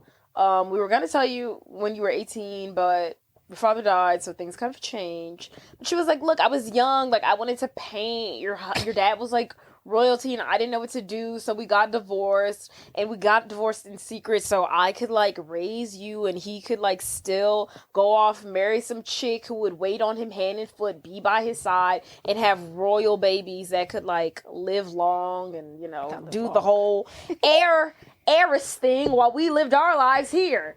But he died and he didn't get married again, so now here we are. Here we find ourselves, Mia. Yes. And she was basically also like, your father and your grandmother promised to keep their distance so that you can have a normal upbringing. That's why you never met them. And it's just, with his passing, everything, the whole plans got thrown off. 2 months ago. He died. That is so crazy to me that she never... I was like, she never knew this man. I don't know why I thought she always knew him. I didn't. I thought they were just divorced, but he got her on weekends. No. I think it's weird. I think it's weird that he didn't. I feel like you being a prince or a king and you're trying to keep that from me is not an excuse not to see me. At all. Yeah. A horrible one. Terrible. A terrible excuse. Terrible. But anywho. So the next morning, Mia is still upset with her grandmother and her mother, but her grandmother came over to further discuss the Mia being a princess thing. And Clarice informs Helen that if Mia does not accept the role of princess, the leadership of Genovia will change into different hands and it will cease to be the current... The Rinaldi family line will no longer be rulers of Genovia. Yeah, go to some other rich family. And we cannot have that. And so Clarice tells Mia, after she comes down, she's still upset. She's like, how dare you, Mom, lie to me for 15 years? And how dare you, grandmother, never see me for 15 years? And now you're asking me to be a princess of some country. I don't even know you, lady. I don't even know you. So Clarice tells Mia that the Genovian Independence Day ball is in 3 weeks. And she's hoping to present Mia as the princess of Genovia. And Mia's like, no way, Jose. And her mom, Mia's mom, comes up with like the proposal, like, hey, why don't we do this? Mia, you'll agree to have, princess lessons with your grandmother, and you will make your official decision at the ball, whether you choose to be part of royalty or choose to, renounce your title. You will make your decision at the ball. She's like, how does that sound? And they both reluctantly agree. They're like, sure. Fine, I guess. But this all must remain a secret until the day of the ball. We don't want this getting to the press, to the news. To the press of the new princess. And Mia's like, of course not. Girl, Mia, if I came out as princess, I'm telling everybody. Right, baby. But no one would believe me because I would sound crazy. But yes, now Mia's headed off to school in her new limo driven by Joe. He's very stoic. He's very strong. He's really hot. He's kind of hot. He's like her. He's going to be like her father figure. Yeah, now. he's like her. Yeah. And before they arrive at school, they pick up Lily. And Lily is very confused by the fact that Mia is now picking her up in this fancy limo. Yes. And she's like, Mia tells her, like, my grandmother came in town. She's trying to buy my love. She gifted me this limo so I can like her. And Lily's like, okay, that makes sense. Cool with me. And then Mia asks Joe to, like, drop them off a block or two before they reach school, to avoid any questions, any mayhem, any hoopla. Any raised eyebrows. Yes. So at school, Millie, I was going to say Millie. Mia, of course, is being bullied by Lana, played by Megan Moore, and her flunkies about throwing up during her speech. They say something about her missing a bulimia convention. I was surprised by that joke. I was like, did we just use the word bulimic? Did we just talk about an eating disorder? That's why I was looking up. Like, I was like, what is this movie rated? It's rated G. Right. That doesn't give PG-13. They're making fun of her for being bulimic. And then we segue into PE class. Now PE is going on, and Mia, of course, being the awkward person that she is struggling with being athletic. She is supposed to be like catching a ball during like baseball or softball class, and she is doing a horrible job at it. And then so after school, we just see her being more awkward, and Mia is walking home with Lily, and Lily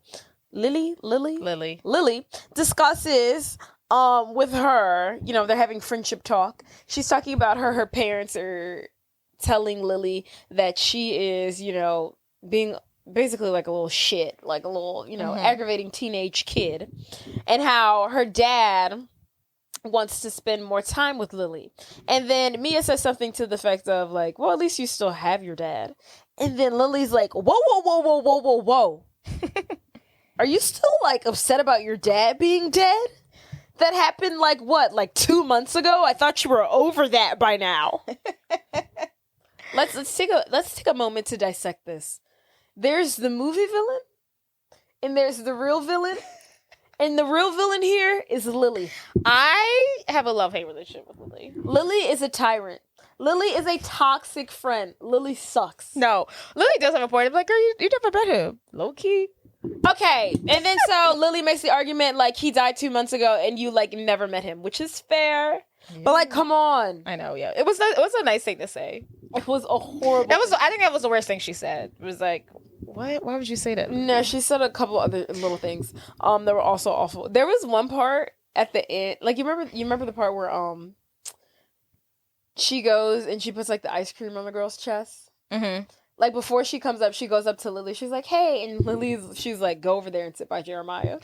And I was like, "What the fuck?" She didn't say that. She's like, "Go sit by my." She's like, "Go sit by Jeremiah. I'm almost done." I was like, "What the fuck?" And then she's like, "Okay." I was like, "What a bitch!" And she's like, "Go sit over there. I'm almost done." Like I was like, "Wow." She's literally like bossing her around like this is her child. Lily's the worst. Anywho, she's not the worst. She's Lily's like, haven't you gotten over your dad being dead? It happened yesterday. She's like, you didn't even know him. Then she also mentions that he sent her like a gift every year for her birthday and like wrote her letters or something. And paid for her schooling. And paid for her to go to school. I don't know if he wrote her letters. I don't think he wrote her letters. I think he just bought her gifts. Or bought her gifts on her birthday. Sent her gifts and paid for her private school. So, Mia being the shitty friend that she is. I mean, Lily being the shitty friend that she is being a shitty friend. So then Lily's, Mia's like, okay, I gotta go. I want to check on my baby before I go to like, well, she didn't say like her princess lessons, but she's like, I need to go check on my car before I head home. She probably says. Yes. So Mia has this like a 1970s like Mustang convertible that her mom got her. And it's her baby. And she's got to go check on it because the person who's been repairing it and restoring it just so happens to be Lily's older brother, Michael. We get to the car repair shop and Michael and his band are there practicing. And he is, also, the guy who plays Michael, he's a real guy. A real guy.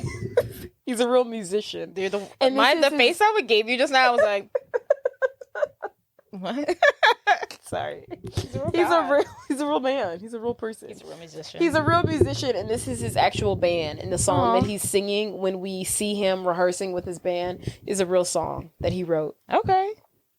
Cool, right? He's like, I will do the movie, but only if I get to showcase my shitty band. So we see him, and he's like, he even has like little like band roadies, and they're like, "Oh my god, he's so hot." And he's singing, and there's like M&Ms on the keyboard. He's a real... I can't stand that he has those freaking M&Ms on the keyboard. That doesn't make any sense. Like, you can't piano. Like what if an M&M gets in the way? Those are his snacks. I think he likes M&Ms. I think that's his niche. I think that's them showing us that's his like favorite. Yeah. But to have them on the keyboard with him is just weird. disgusting. That is disgusting. But anywho, so Mia arrives at the body shop. And she goes up to Michael, and he's like super excited to see her because Michael has like the hots for her, and it's so cute. You think he's one? I was trying to figure out his age. He's like 1 year older than them, right? Maybe he's a senior. Isn't that how it always goes? I hope he's not a senior. What's wrong? She's a sophomore. I thought they were twins. I kind of wanted them to be twins too. I was thinking that too. Twins. Let's say that. I mean, we didn't read the book. They don't say it in the movie, so who really knows who's older because they don't say it. And in the book, I was thinking they were twins too. Maybe they're twins. Yeah, let's say that. They're twins. They're twins. So he's got the hots for Mia, and it's so adorable. And I love the way he like is always staring at her, but he's like so subtle. His character, I must say, when we were younger, I was never into him. I was like, he's ugly. He's not hot. Oh, I was like, why is he the love interest? As an adult, that's what you want. I like the like grungy like band. Like I haven't slept in like 2 days, and I'm real mysterious look he has going on, and I'm really like aloof and coy, and you don't know what I'm thinking. He's very sure of himself. Yeah, he's so chill. I like it. Oh, I like He's super chill. Yeah, I like him. And he's just always better than freaking Josh. He's way better than Josh. Josh is on Adderall. Josh is on something. Josh needs to be on something. Josh is on coke. He's on speed. He's on something. He's on too much. Can't stand him. Vodka Red Bulls all day. Right. With this guy. So yes. And Michael smokes weed. Yes. Exactly. So I think Mia gets a quote on her car on the repair. It's going to be $400 gas to her. And she's like, I cannot afford to pay this. And then Michael, like, being so in love with her, and he's like, well, I could, like, free. Oh yeah, he's like, I could do the labor for free. And then the owner of the body shop is like, you've lost your mind. And then Mia's like, it's okay, I've got a rich grandmother now, I can see if she's gonna pay for it. I want to know if Mia, did she not know she was rich? Like, what is her mom presenting them as? She's gotta know that he's well off, I guess, if he's paying for her private school. Right, but Mia's like, oh, $400. I mean, I know $400 is a little more, comparably. But I'm just like, do you think you're poor? Like, you're at least middle class. I mean, her mom's she's a single mom and she's an artist. Right, but her mom has money somewhere. Like, you would look around and be like, she's a white woman. Yeah. It's somewhere to be found. Like, I like, the math isn't math. Like, Mom, I know you have money. I'm not sure where it comes from, but she don't got money. I don't think she got money like that.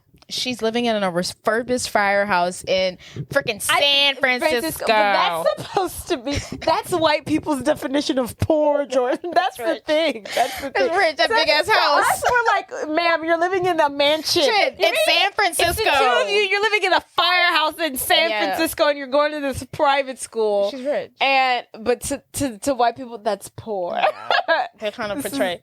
I cannot stand when these movies, they like have tortured artists can't afford the $400. But their house, the tortured artist always has a lovely loft. It's always gorgeous. A gorgeous, it's very gorgeous. Large, no, where's the spacious. Cockroaches? That's the real. Literally. Oh god. But yes. Anywho, so it's $400, and then she's like, "I've got a rich grandmother now. I'll figure it out." And then she scurries off to her princess lessons. Very fast. And there, her grandma looks at her and just like checking off the boxes of what this movie needs is to be literally fixed. just her getting princess lessons. Yeah, pretty much. And growing as a young girl. Yeah. I like to compare her PE lessons at the beginning of the movie, or PE classes, to the end of PE classes. That's where you see the growth in her. Because in the beginning, she's like all like, oh, I can't throw a ball. And at the end, she hits a home run, baby. A ball 2 feet. Yeah, she threw a ball in the back of her coach's head 2 feet in front of her. Yes, these are big milestones. These are big milestones for her. But yes. So, Mia's grandmother's looking her over. She's clocking the fact that her hair is so big, her eyebrows are bushy, her nails are crappy. Notes. She's like, we've got to fix the eyebrows, we've got to fix the hair, the complexion isn't bad, the fingernails gotta go, the shoes are hideous. I don't want to see her bare legs anymore, tights from now on. And she's like, Charlotte, take notes. And they do a little basics, how to sit down, don't cross your legs at your ankles, don't slouch when you walk, the bare, just day one, easy stuff. So Mia goes home after her first day of princess lessons. And to make matters even worse, she finds out her mom, after going to a teacher parent conference, that she's got a date with her Mia's speech teacher. Speech and debate teacher, Mr. O'Connell. The nerve and of her. Mia's like, Mom, how do you go to a parent-teacher conference and walk out with a boyfriend? What the hell? And then her mom's like, Mia, darling, do you know how many people in San Francisco are single, unmarried, no kids, and aren't murderers? He's a catch. Right. And then Mia's like, okay, but this is opening up like a world of ridicule for me, for all the kids to embarrass me and talk about me at school. And she's like, oh, you're right. But I gotta get my freak on. Right. Get your freak on. So it's another day at school, another morning. It includes Mia being terrible in PE once again. And then after school, she's off to another lesson with her grandmother. And then the final lesson of the day is Leah learning how to dance. And she does dance lessons with Joe. They start off kind of bad, but they end nicely. But my favorite part of this scene is when Joe and Carice share a dance. This is the first inkling that we get of their little romance. And they're liking for each other. They got the hots for each other. They got the hots for each other. And they're so fucking cute together. They are. And they're like really into each other. He's really into her. Oh, but yes. what I would like to point out is they say in the movie that, first of all, this lady has been experiencing a lot of death. Her son just died 2 months ago. But then they mentioned in the movie that King Rupert, her husband, only died a year ago. Oh. You're moving a little bit too fast with your head of security to say your husband only died a year ago. You only live once, because honey. It also seems like this isn't like when he pulls her aside to dance. It doesn't seem like this is their first time at the rodeo. Like this has been going on. He does make a comment. He was like, "You've been wearing black, too much black lately." But I would have to assume she's wearing black because she's mourning. Yeah, he's like, girl, the mourning period over. Let's get with me, honey. But her son died 2 months ago. I don't think he's talking about the son. If anything, he's talking about the husband. Nonetheless, she's moving too quickly with her freaking head of security to say her husband only died a year ago. That's not appropriate. It's not. Okay. So the next day, after school, this movie is just a lot of princess lessons. Like that's literally all the movie is. That's all we've been talking about. But these are the best princess lessons. So before Mia heads to another princess lessons, she kind of blows off Lily, and Lily's like, "What the hell? Why can't we hang out anymore? I never see you." Lily's literally been continuously asking her to hang out, and she's like, "Oh, I have to meet with my grandmother. I can't tonight. I have to meet with my grandmother." And Lily's like, "What the fuck? What is going on? I'm sick of this. You're my only friend." Lily's crazy. No, that is annoying. Like, where's this coming from? Lily is angry. Yeah. Oh my God. Not in a good way. Hate her. Let Lily be upset that her friend can't hang out with her anymore. Lily's the worst. So, not Lily. Mia arrives once again to her princess lessons, but this time is a little different from the other times because Paolo Velasari. Oh, I thought it was Puta. Oh, I was thinking about Lizzie McGuire. Yeah. Paolo Putaneshka. Yeah. Putaneshka. It has arrived, and he's there to give Mia a full makeover, hunty. Full-blown makeover. Yes. So he comes in. He's got his 2 assistants, Helga and I don't remember the other chick's name. And they look hot. I think they would make a great Halloween costume. They would. You would have to.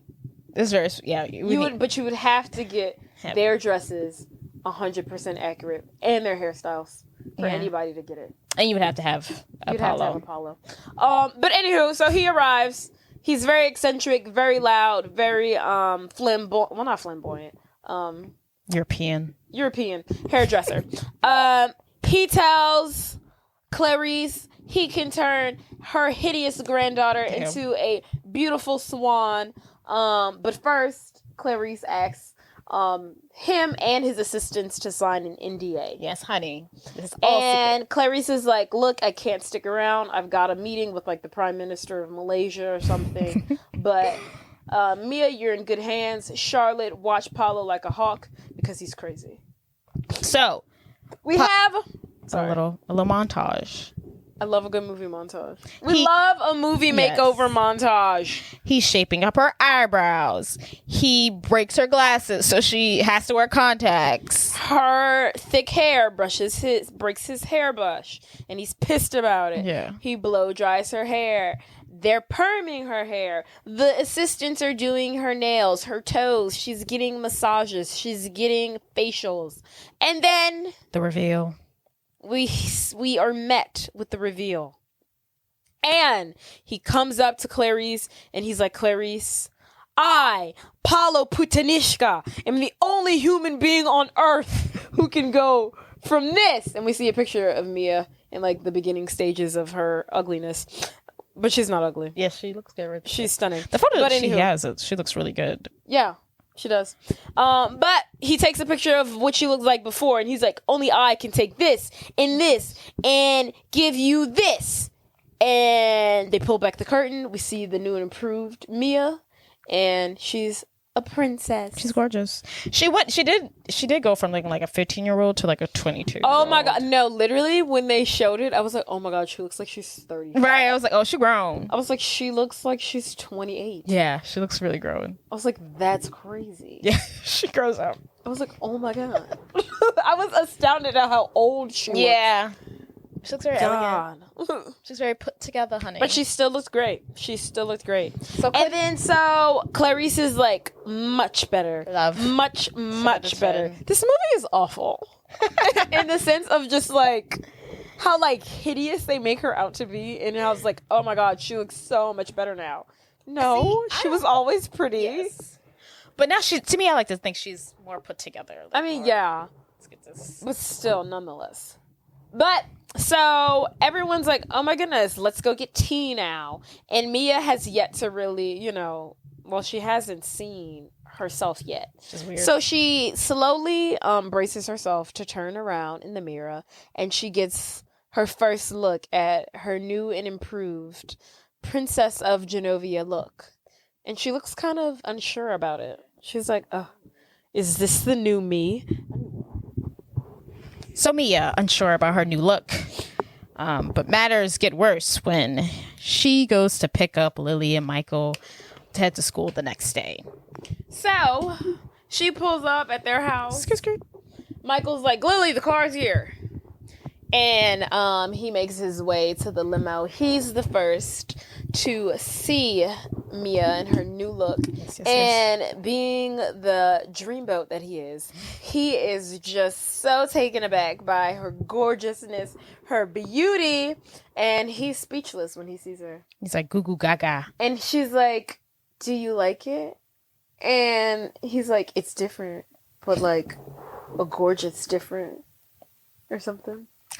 He's in love with her. Yeah. That's all you need to know. He is. And then so after they've like eye fucked each other for the past like 15 seconds, here comes Lily making her way downtown. She's appalled. And she's like, disgusted. Oh my God, what happened to you? And then Mia's like, you don't like it? You should sue, says Lily. What? She's horrible. She's like literally the worst person ever. She's like, you should sue. Yeah, this is her worst moment. And then not your dad died 2 months ago. Why are you still complaining about that?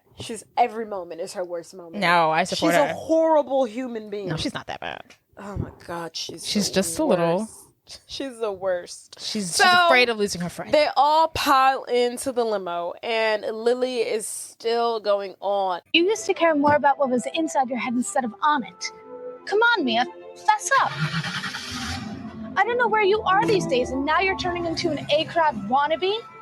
You're morphing into one of them. And who knows, next week you could be waving pom-poms in my face. You sold out. And then she's going on. It is a lot for like 7 a.m. Like, girl, I just woke up. Like, right. Calm down. And then Mia is just so overwhelmed by the hatred that is spewing from Lily's mouth, and she starts to cry. And Joe sees her tearing up out of the rearview mirror. So Mia gets out the car, and before they walk off to school, Joe says, "Did I see a tear back there?" And she's like, "It's no big deal." And he says, no one can make you feel inferior without your permission. And then that's a quote from Eleanor Roosevelt. And then Mia's like, that's a quote from Eleanor Roosevelt. Bitch. He's like, yeah. And wonderful then woman. He's like, yeah, a wonderful woman just like yourself. And I think he really, helps chipper her up. He's really a father figure. Because after that, she low-key Lily to filth. Yes. She stands up to her.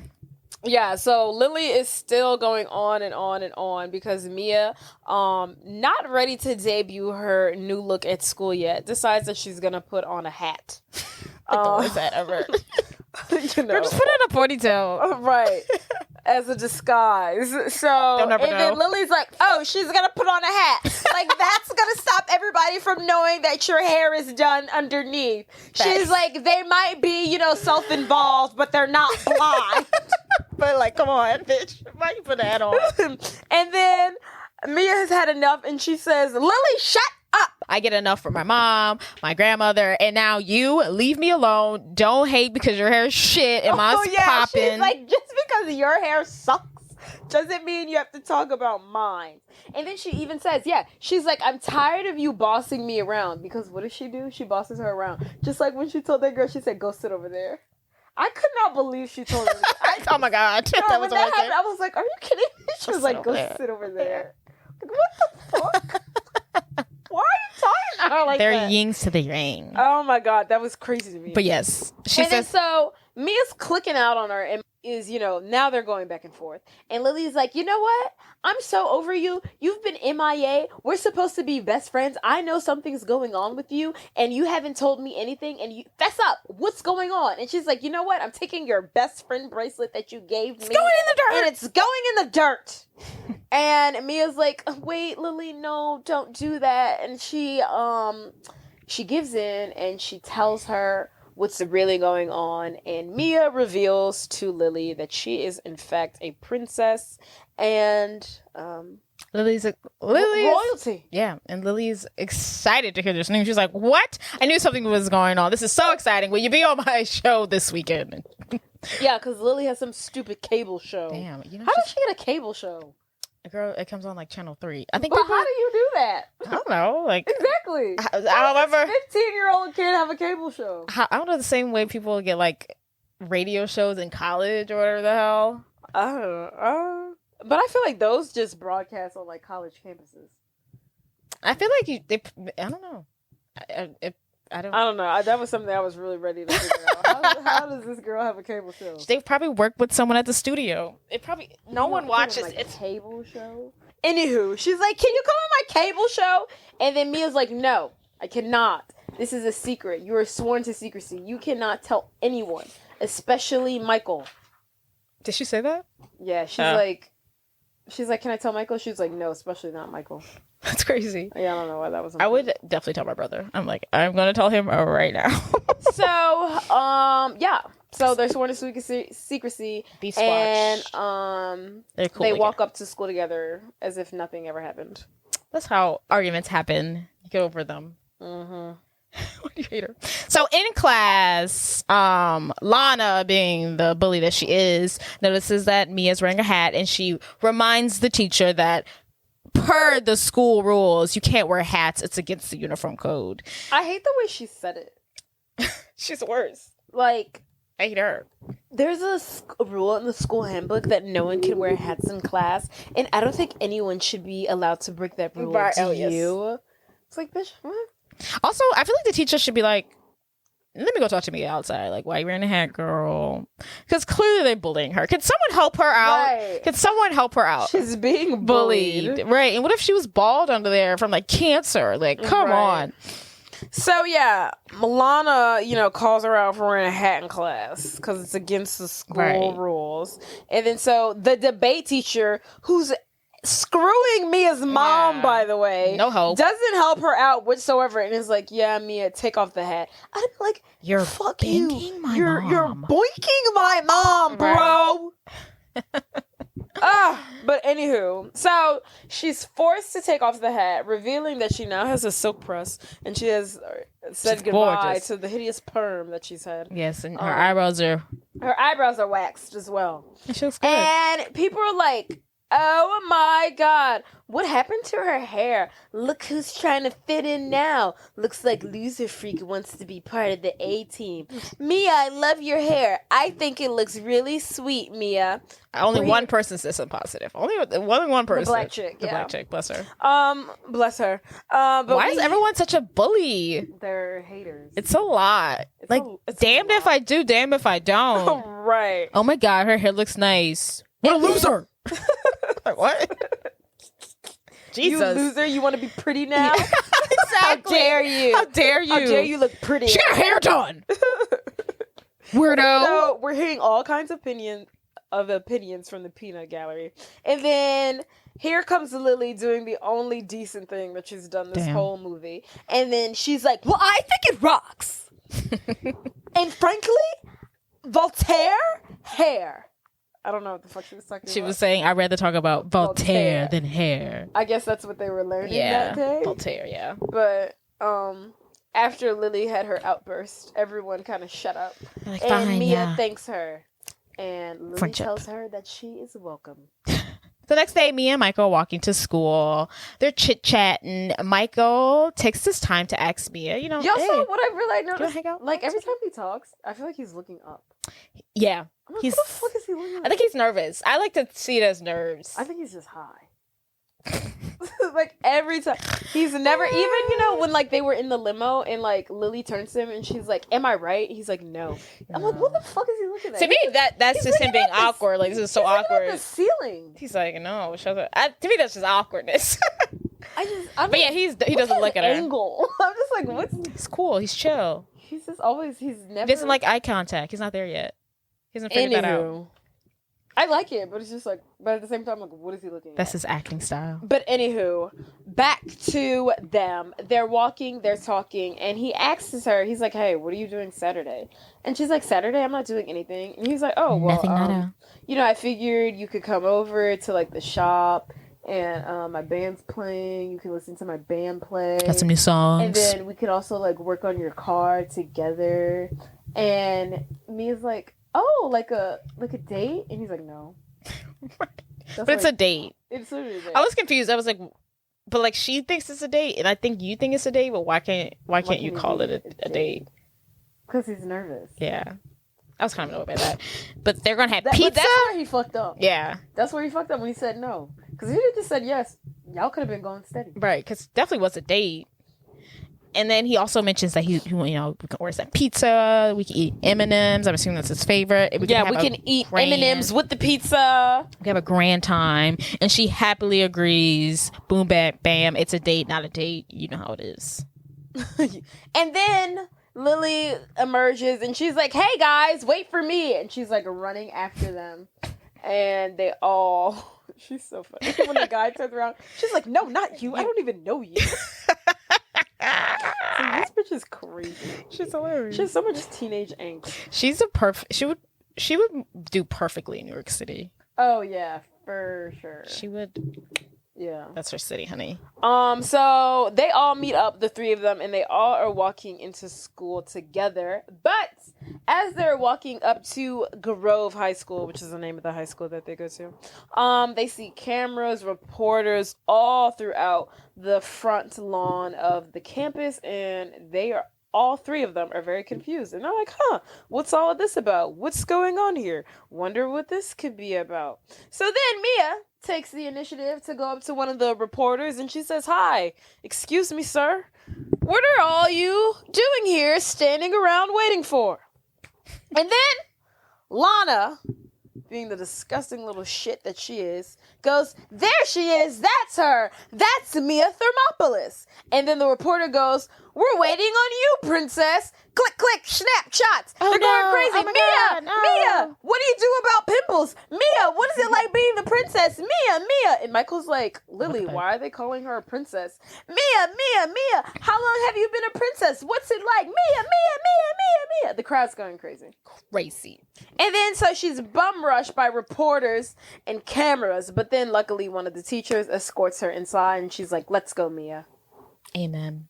So that teacher's like at every like debacle. She's there. She's like, "Mia, let's go." She grabs her for literally like the PE everything. coach? The PE teacher. Uh-huh. I'm like, oh, how nice of her. Yeah, she is nice. She's like she's got like very like strong energy. Yeah. I don't want to say masculine, but she's very sure of herself. I like her. Yeah. She's really pretty too. Yeah. Anywho. So then Clarice. Every time I say Clarice, I think of Hannibal. Oh. Because it's her name in the movie. You don't say. It is. So Clarice, after hearing this news, shows up to school to speak with her granddaughter about what's going on. She goes the principal. And the principal, yes. So she goes into the principal's office and she makes herself at home. And while she's in there, she wants to get down to the nitty fucking gritty. Who spilled the beans? Because it's all over the papers. Everywhere. We see the paper and it says San Francisco's own princess, Mia Thermopolis. And it's a picture of her. And it's a horrible picture. And she's on the cover of the newspaper. And they've got to get down to the bottom of who done outed her. So we're in a meeting. The vice principal, Sandra O, is in there. Mia's grandmother. Patrick O'Connell, this is speech and debate teacher, yeah, that's weird. is boiking Mia's mom. And then Mia's mom. Mia's mom's in there, and Mia. Yeah. And Joe. Well, Joe comes later. So while Sandra Oh, I don't know her real name in the movie, but, you know. Yeah. She's fawning over, Clarice, and she's like, Princess. what's it like being so famous and royal? And meanwhile, Joe emerges, and he emerges with Paulo. Mhm. And it is revealed that he is the one who outed Mia. Now, why would you do that? Because it was me. It was I, Paulo Polynesian. I was the one who did the hair, the beauty, the for Genovia. He's like going in. Like, sorry, we could have told everyone else. We could have told them after the fact. The ball, we could have told them. No one knew who she was. Like it's fine. You were gonna get your credit. Fire him. They should have fired him. And he was like, there was no money involved. He was like, well, there was a little money involved. You can't trust him. And then so now it's revealed that he is the one who did it. Thanks, asshole. So now the paparazzi are going to be on her ass like grass. So later on of the school day, Maya's out hanging out on the Mia is upstairs hanging out on their like upstairs basketball court, which I always thought was cool. And then Lily comes up, but Lily's like, okay, will you, since everyone already knows that you're princess, will you be on my talk show this Saturday? And Mia says yes, which she's already double booked. She's already double booked because she's already made plans with the Michael. Date. And it's like you're already fucked up, right? Because how it was never gonna help. It was never gonna work. You weren't. If you wasn't, you were always gonna be on the outs with Lily. Yes. Even if you had made the date with Michael, you wasn't making the cable show. Yeah, girl. Come on, get us together. So and then I guess, Lily runs off. In the midst of all the chaos. I guess. But then she forget Lily plans like instantly like that. Oh, yeah. she said yes. Yeah, sure, whatever. Yeah. And then Lily runs off in excitement. And then Joe, who's also there, Mia confides in Joe. Watching her because he's like her security. Yes. She confides in him that she doesn't want to be princess. And she really doesn't want to do this state dinner, which is like a pre-dinner, which is like a pre-event like to the ball. It's like a baby launch for her. Yeah, like a baby launch. And she doesn't want to do it. She doesn't want to go to the dinner. And Joe's just like, just go to the dinner and see how it is. And he's like convincing her. He's like, no one can run away from being who they are, not even a princess. Yes. He's like, you can, take away this title all you want, but it doesn't take away the fact that you're still a princess by blood. Period. And then he's like, look, let's just practice. Right. Like, walking in and like doing the whole shebang at the party. And so she's like, okay. Fine. So they practice, and then that practice slowly segs into the actual night of this dinner. Yes. Not the Independence Ball. Just this like, I don't know, diplomat dinner. It's called the state dinner. Oh, the state dinner. Yes. They got people from Ireland, and the Prime Minister of Genovia is there, and like a family. The President of Malaysia is there, and like a couple who, I guess, if Mia wouldn't have accepted the title of princess, they would have taken over the reins of Genovia. Yeah, so we've got all kinds of diplomats here at this little party, and she's in this really like cute blue dress. I love the dress that she's in. Oh, really? I hate it. Oh my god, I love it so much. It's the color. The color is pretty. And her hair is pinned up. I love it. I don't like the style of dress. It looks like how they wear their dresses on Bridgerton. Yes, and I freaking hate that. I do hate that. But I like it a little more because it's age appropriate for her. It's age appropriate. But them 50-year-olds be rocking that little baby doll look. I'm like, what are we doing? So ugly. But yeah, she looks really cute. She walks in by herself. She's like introduced to all the famous people. And then Clarice enters as well. Queen of Genovia. And then so everyone is seated at the table. Clarice is at the head of the table. I don't know why Mia is not sitting next to her. But Mia's like all the way down at the middle of the table while Clarice is like at the head. Like, so they're like 7 bodies away from each other. I know the Asian guy must be like the person they're trying to impress or something. Oh, really? I think so. Because she keeps looking towards him. And yeah. I think that's the guy they're trying to. Oh, I thought she was just like trying to make conversation. I think she's trying to impress him. Oh, I think so all of this is for him. I think so. But the white guy sitting next to her, Scottish guy. Yeah, maybe he's another someone she's supposed to impress, but he's way easier. Right. So throughout the dinner, she's just like being her very awkward self. She's sitting next to the Prime Minister of Genovia and his very nice wife. Guy. Yeah, so candles lit on the table, and she's like playing, I guess, with like the nameplates, the name cards. Oh yeah. And she's like playing with it next to the candle, and then the nameplate catches on fire, which catches fire to the gentleman's arm who's sitting next to her. And so now his arm's on fire and he doesn't notice it, but she notices it, and she's like, what do I do? What do I do? She puts his arm into an ice bucket. That doesn't take out the fire. Then she splashes water on him. Then later she gets a brain freeze from some ice cream Some that weird they green eat, ice cream. and she acts like a buffoon. And then the guy whose arm she caught on fire apparently is like a drunk. Yeah. Right. So Yeah, he's his something. wife is like going in on him for Right. being drunk. Wash your hands. If you hear it, you can hear her going in on it. And she's like, you're a miserable drunk. Oh, did I'm she like, say yeah, that? She's like going in on I it. I heard when She's like, you're sloppy when and he you're goes drunk. when he goes to the bathroom, she's like, wash your hands. Yeah. Oh, don't forget to wash your hands. I was like, Jesus. So she's like going in on him, and meanwhile everyone else is like eating a dessert, and Mia drops a freaking grape on the ground. Yeah, girl, get over it. For whatever reason, she finds it so important to pick up this grape. I must clean. And while she goes and she's bent over underneath the table to pick up the grape, the drunk that she's sitting next to is like, you know what, he's had enough of his wife's complaining. So he gets up and he's like, I'm getting away from you. And so he trips over Mia's body, who's underneath the table, which sends a dessert flying somewhere, which splashes on somebody. Yeah. And then something hits a painting, and then grapes land into the Malaysian prime minister's plate, and someone else falls, and then it's just chaos. Chaotic. But Clarice, of course, is embarrassed of her granddaughter and her hideous behavior. No, she's not. Yes, she she is. wasn't. And then the Malaysian prime minister, Yeah. who they've been trying to impress all night, starts to laugh. And so out of groupthink phenomenon, everybody starts to laugh after him. When at first no one was laughing. Well, they don't do unless someone else does. This is true. So Mia is embarrassed, and she's like, was this all my fault? And then the waiters are like, yes, it was. Yeah, girl.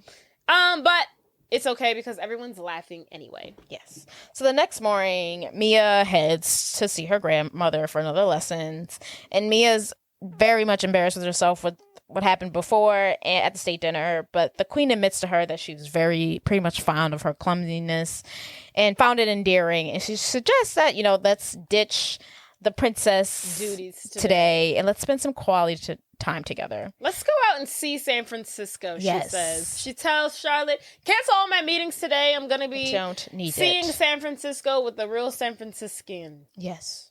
So they decide to, I believe they're on like a San Francisco pier, and they play like games. They do like that little, what do you call this? Arm wrestle machine game. They eat Zoltar, all that fun stuff. They eat hot dogs. They they do a photo booth. Yeah. Really cute, really cute. Yeah, all the stuff you would do at a pier. Yeah. So Mia kind of asks her, like, did he always want to be like the king of Genovia?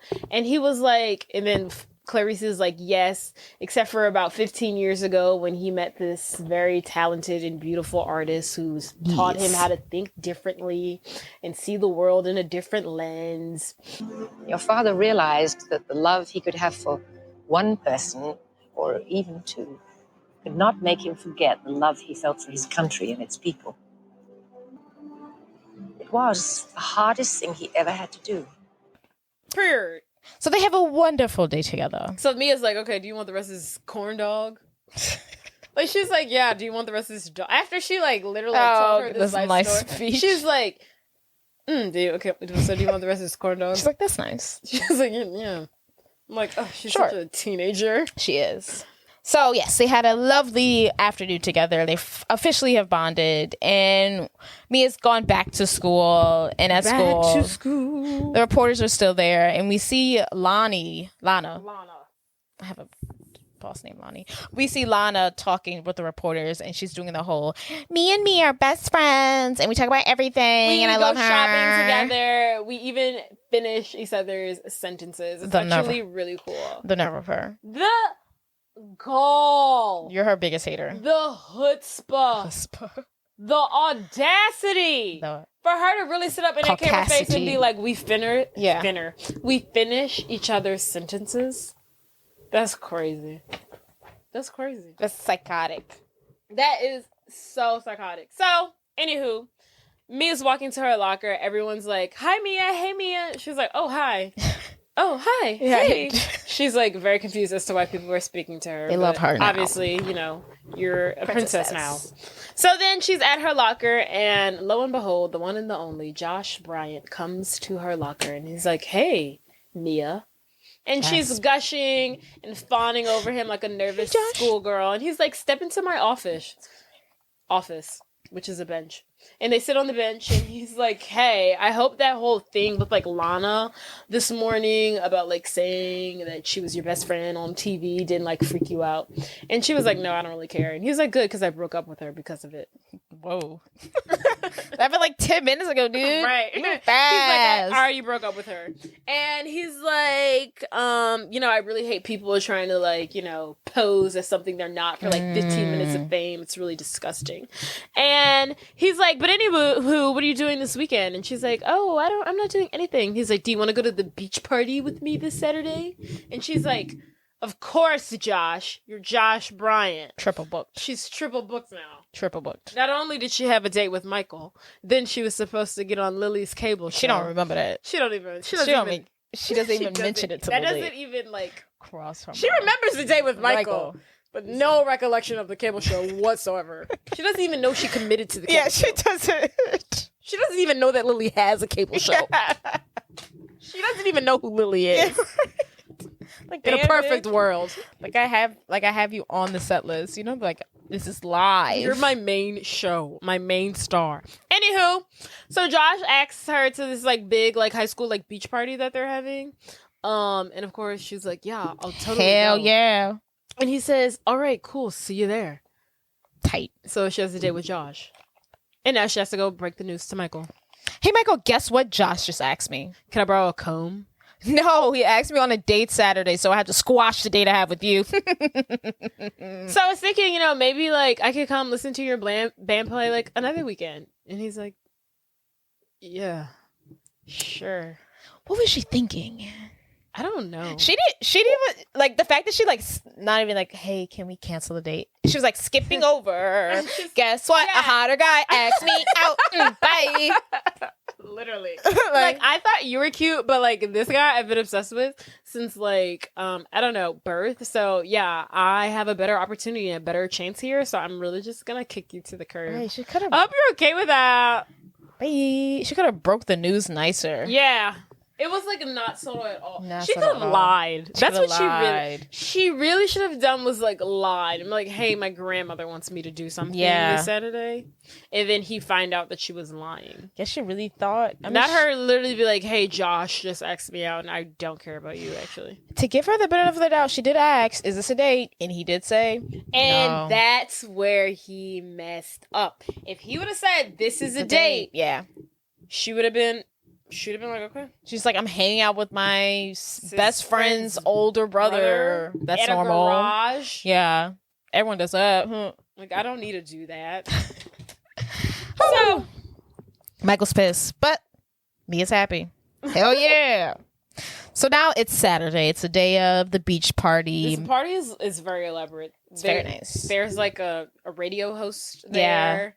There's like It's like MTV takes Miami, whatever the hell.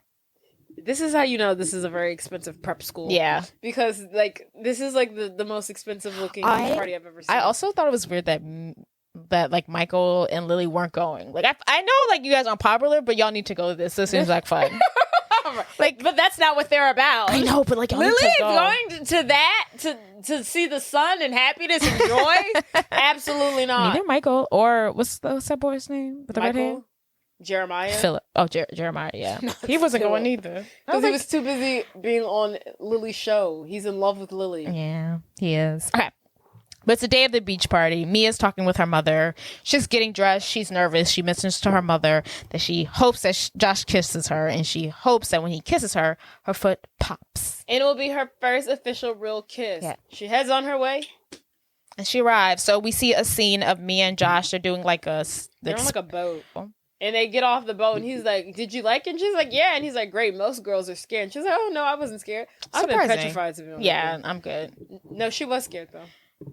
She was. You think? Oh no, she was. Okay. She was like, "Oh no, I wasn't scared." They seem to be hitting it off. I don't even know what they would talk about. I guess he seems nice. But they actually do seem like they're enjoying each other's company. I guess. So then, after we see Lana and her flunkies, this is what I'm talking about. Like, this beach party is crazy. They even perform like a stupid Cupid, stop picking a on very me. well rehearsed song, Yeah. as if they're like a girl group, and they have like mic. I was like, what is this? That was in her contract. That was in Mandy Moore's contract. I must perform. Yeah, I have to sing. I must remind everyone. I have to sing one of my songs. Yes. But yes, that was cute. So after that happens, It's nighttime. The sun is set. Mia and Josh are slow dancing. Lana is looking at them in disgust. Cannot blame her. And lo and behold, we hear a helicopter in the distance, and it's getting closer and closer and closer. And boom, Mia, princess, show us your tits. No, but they're like trying to get photos of her, and Mia's like, "Oh my god, how did they know we're here? How did they find me? How did they find us?" And then Josh is like, "Come on, let's go hide in this shack." So they hide in this like beach shack, and they're in there, and she's like, "Oh my goodness, how did they find me, Josh? Oh, I'm so sorry about this." And then he's like, "No, it's fine. It's okay. They can't get us in here. They can't get us." And then she's like, "Oh, this is just so embarrassing." He's like, "No, look, it's cool. It's fine. At least we have some alone time." And then so, he get a little close on him, Right. and then he Goes back in. up against the wall, and he tries to plant one on her. And then just as he's going in for the kiss, she turns her cheek and she's like, Josh, this isn't romantic. And she can't pop her foot She can't pop her foot because it's stuck in a volleyball net. And then she's just like, it's not you. I mean, like, my foot's stuck in this volleyball net. And he's like, no, you're right. And he's like, it's a lot going on. And then he's like, let's just have a seat. And then he's like, in the meantime, how about a foot rub? And then she's like, oh my God, yes, thank you. That would be perfect. Then he props his foot up on her leg. And he's like, no, I was talking about me. That is the most disgusting thing. Could you imagine trying to rub down a high school jock's foot? Can you imagine? Hygiene. He moments ago. That big of a narcissist. He was like, let's kiss. And then now he's like, rub my feet. That big of a narcissist. Was Lana rubbing your feet? Where did you get this from? Right. Was that girl why do you think this is okay? Was she rubbing your feet? I need to know this. Had to have been. Can you rub my feet? How about a foot rub? Does your mom do this? Where did you get this from? He smacked it down on it like he was smacking a piece of bacon on a plate. Right. Didn't even take his socks off. Like, take my shoes off. He had sandals on. raw feet. Disgusting. That'd have been the turn off for me. That'd have been a hell no. That would have been it for me. Hell no. Absolutely hell no. not. So I'm assuming she did not rip his feet. I hope not, bitch. But they can show us. But like, time has passed. Josh looks out the windows and he's like, okay, I don't see the helicopters anymore. I think the coast is clear. Let's go. Let's get out of this shack. And he's like, maybe we can go somewhere a bit more private. Or more romantic. Yeah, because they're already in somewhere more private. Yeah. So they step out of the shack that they are in, but the paparazzis have gone nowhere. They have made it to the roof of the shack. They're hiding in bushes, and as soon as they open that door, they are met with flashes, cameras, Mia, and instantly, as the door opens, she turns around to run back into the shack, but no. Josh grabs her and he says, no, stay. Ugh. I was like, oh my God. He grabs her. He was like, no, stop, stay. And then the paparazzis are like, kiss her, plant one on her. And then what does he do? He assaults her. Without consent, he kisses her. Right. And then she takes her shoe off her foot and she smacks him over the head. And then they're like, smack him again. This is and too then much. She runs off and she's like, no, get out of my way. Move, all of you. And then the paparazzis, they're like, to Josh, they're like, hey, what's your name? Where do you go to school? He's like, my name's Josh Bryant. I go to Grover High School. And he's getting his 5 seconds of fame. This would have be like this, like that. That's how like pop stars are like back in the day. It's just like some photographer got some random shoot, and now it's this whole big story about how I'm a party girl. But it's in reality, this guy assaulted me, and these girls were bullying me, and you guys have just turned the story. And it's super weird because she's 15, and these are like adult, these are like 30-year-olds stalking a 15-year-old, ruining her life, spinning stories. Literally. So as she's on the run, she's met up by Lana and her flunkies, Lana, Banana, Fantana, whoever.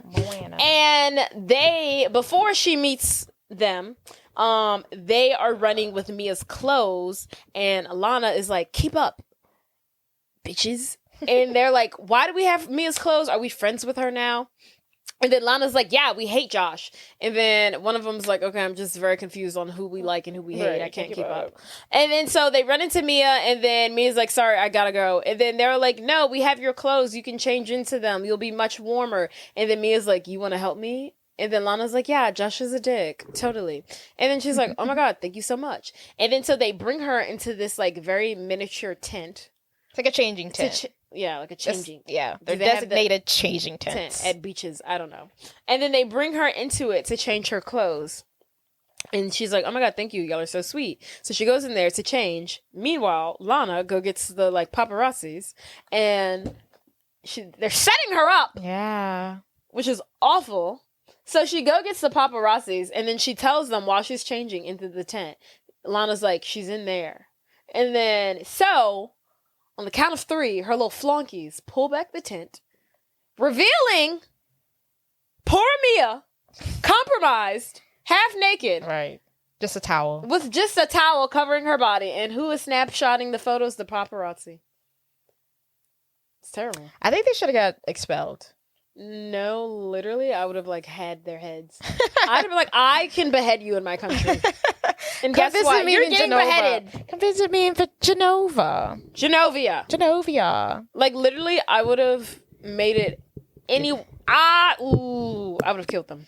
Yeah, that was pretty messed up. She's like, 15. Also, this is child pornography. At this point, yeah. I don't know how to describe it, but I know it when I see it. And that's what this is. That's what this is. That's a child nude. And you guys are standing around taking photos of her? We keep on hearing no comment. Do you have a comment? That's what the reporter says too. Sorry. Anywho, so. Not a good day for my Mia. So, of course, this makes the front cover of the San Francisco Times. And Mia, party girl. Clarice is met with anger as she is sitting in front of her granddaughter, and she puts the newspaper in front of her, and she says, a picture is worth 1,000 words, and you have 2. She has 2 pictures of herself on the cover of the newspaper. One of her kissing Josh, and the other one her half naked with a towel around her body. And Mia's like, I'm very sorry. I know I embarrassed the family, didn't I? And then Clarice is like, I mean, not to put a fine point on it, but yeah, you did. You sure did. And then she also says, like, it's a good thing that you're not going to be princess. And then she's like, ouch. Yeah, she's like, I think it's a smart idea that you're giving up, the title of being a princess. Damn. And then Mia's like, and I guess I just won't go to the ball then. And then Clarice is like, no, you're still family. You should go to the ball. Your mom's going to be there. All your guests are going to be there. You should still go. And then Mia's like, okay. And she like walks out like a real sad puppy dog face. And then she's like, I am sorry. And she's like, okay, yeah, whatever, get out.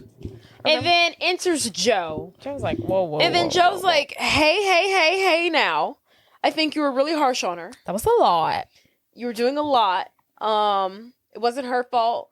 That boy Josh was using her for his 15 minutes of fame, and those other 3 girls weren't much help either. Right. Lana, Fantana, Banana, whoever. And Joe was like, can I remind you that not only is she a 15-year-old girl, she's also your granddaughter, and you did a lot just now. And he's basically suggesting that she like acted way too harshly. And Cadiz is like, maybe you're right. And then they both agree that Mia will make a great princess. Yeah. She's A like, fine do you think that she could actually do this? And he's like, without a doubt. And she was like, I thought so too. So the next day at school, everyone is making fun of Mia. The whole school is just one big bully at this point. Like, oh my Up God. and down. They were just on her so much torment. Yes. And they were just up her punani when she literally was a everyone cool was like, princess. I know Mia. Hey, Mia. Mia and I are best friends. Now it's, look at Mia Thermopolis. Yeah. She kissed a guy. Weird. Right. And now she's being slut-shamed Yeah. at school. She just got a boyfriend for 5 minutes, and now she's a whore. Jesus. So Mia tries to outrun all these, mean comments. She heads upstairs to the top of the basketball court thing and finds Lily playing basketball solo dolo. And she goes to talk to Lily, who is mad at her for not only missing her Cable show, but for also breaking her brother's heart. How dare you stand up my brother? That? Yeah, and you broke my brother's heart. Oh, I missed She that says part. that. And then Mia tells her, I'm sorry, a lot's been going on. I didn't mean to. I'm a failure. And the last thing she says is like, I don't plan to be a princess anymore. So all of this won't be a problem for me anymore. Lily's like, what? You're not going to be a princess anymore? And she's like, no. And then she's like, why? And she was like, why do you care? And she's like, because I wanted you to be a princess. And Mia's probably just as confused as I am. Because she was like, I can't tell. And then she was like, look, the green, what do they call it? Jealousy? The green monster? I don't know. The big green monster took over and I was jealous and I was scared that I was losing my best friend. Yes. And that you were going to become popular and forget about me. But you have to be a princess. This is so cool. This is so amazing. This is a once-in-a-lifetime experience. You've got to do it. Right. And then she's like, you can use your platform to like change and do good.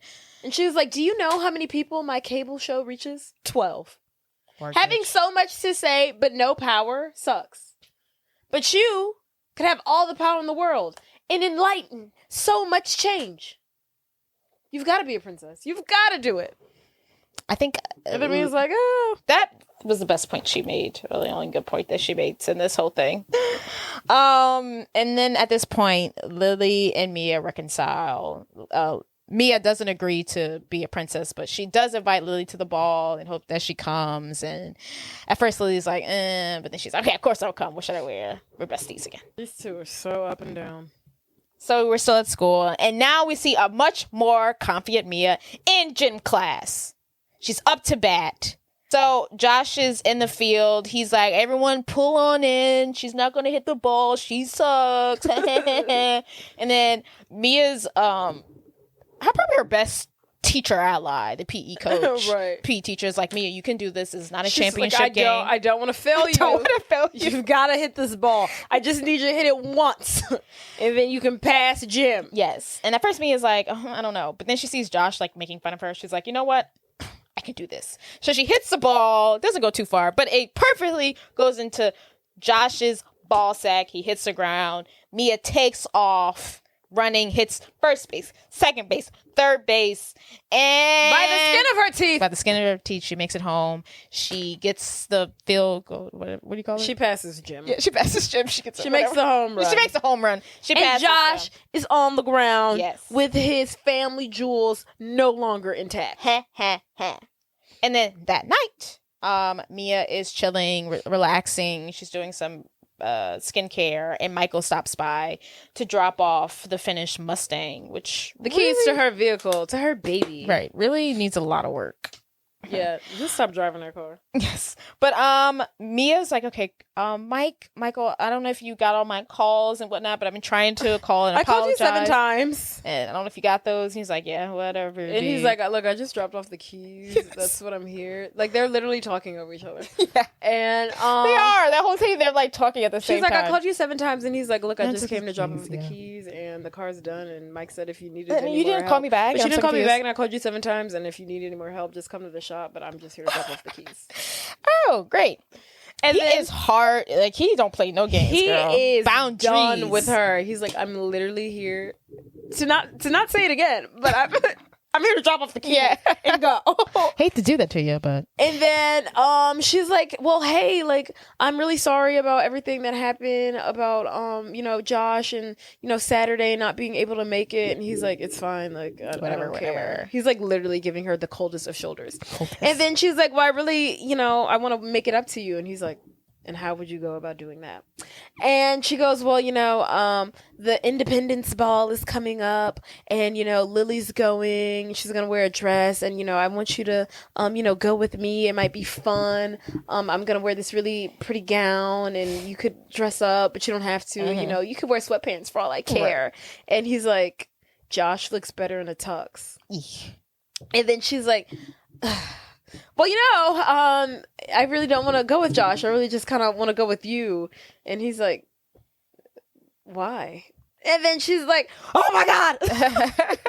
He's really like, damn, like, come on. He's like literally just so soulless with her. And then he's like, look, I'm fine. Like, don't worry about me. He said something about like, I'm just an empty royal flush. Yes, some kind of weird thing. What the fuck does that mean? I don't know. Royal flush is good, but he's empty. I don't know. I don't know what that means. We don't play poker. Okay. And then he just walks off and he leaves. Okay, dude. Oh, let's see where we. So the next day at school, this is the scene with the blowhorn and the ice cream. So Lily's out there in the courtyard. Protesting about, I don't know, seagulls or some crap. I think of what, or save the whales, something. Some at every time. Some hippie stuff, or PETA, don't eat meat, whatever. So Mia goes up to her and she's like, hey, Lily. And then Lily tells her, hey, go over there and sit by Jeremiah. I'm almost done. She didn't say it like that. Insert it in there. Insert it in there. To follow, here's what she actually says, and here's the tone. Go sit over there. I'm with Jeremiah. Go sit over there by Jeremiah. I'm busy. It's literally how she says it. Hello. Hi. Go sit by Jeremiah. I'll be there in a minute. Okay. Anyway. So, and Lily, after she tells her that, Mia's like, okay. So Mia goes over there. She sits by Jeremiah. They're talking. Jeremiah, sweet as a button. So adorable. He's like, you want to see a magic trick? And she's like, no. He's looking at his portfolio. I'm like, do you have assets? Right. I'm like, portfolio of what? Your magic? I don't know what. I didn't understand. I don't know what he's got going on there. So then, of course, here comes Lana, Fontana, Banana, and Sarah, the three mean girls. And they're making fun of Mia and Jeremiah. And they're like, oh my God, look, the perfect nerd couple. Mia and Jeremiah. And then Jeremiah has on, which is hideous, this very hideous sweater. And they're making fun of his sweater. And Lana's like, but look, Jer, I was wondering, me and my friends thought, did you buy that sweater or did like the knitting factory just blow up? Oh, whoa, burn. And then he has like bright red hair and they start making fun of his hair and they're like, your hair is blinding my eyes. They don't give up. They're like, first the sweater, now his hair. Like, I would hate to be bullied by girls because I can't even fight you. Like, if I was a guy, I'm like, what? All he really had to do was call him fat. And that would that would send them spiraling. You're fat and your hair's thin, bitch. So Jeremiah's just sitting there taking it like the sweet baby angel he is. And then the girls get up and they walk away. And then Mia's like, hey, Lana. And then Lana's like, what? And then she's just like, Lana, your uniform is so pretty and so clean. You must keep it so nice. And she's like, of course I do. And Mia has 2 like scoops of ice cream in her hand, like chocolate and vanilla. And like raspberry. And then she's like, yeah, you keep your uniform so clean and neat, Lana. I don't know how you do it. It must really suck if you were ever to get a stain on it. And then she shoves her ice cream all over her. And she rubs it in. And then she's like, oh my God, Mia Thermopolis, you are a freak. And Mia's like, yeah, you're right. And I'll probably grow out of that one day. But you, Lana, you will never stop being a jerk. Period. And she walks off. And then Lana turns to Vice Principal Sandra Oh. And she's like, Sandra Oh, did you see what she just did to me? And she's like, oh no, honey, I was in a meeting. Send it out for dry cleaning. I was like, damn, why are you beefing with I know. I was Beefing like, with the yeah, kids. not you beefing with the popular kids.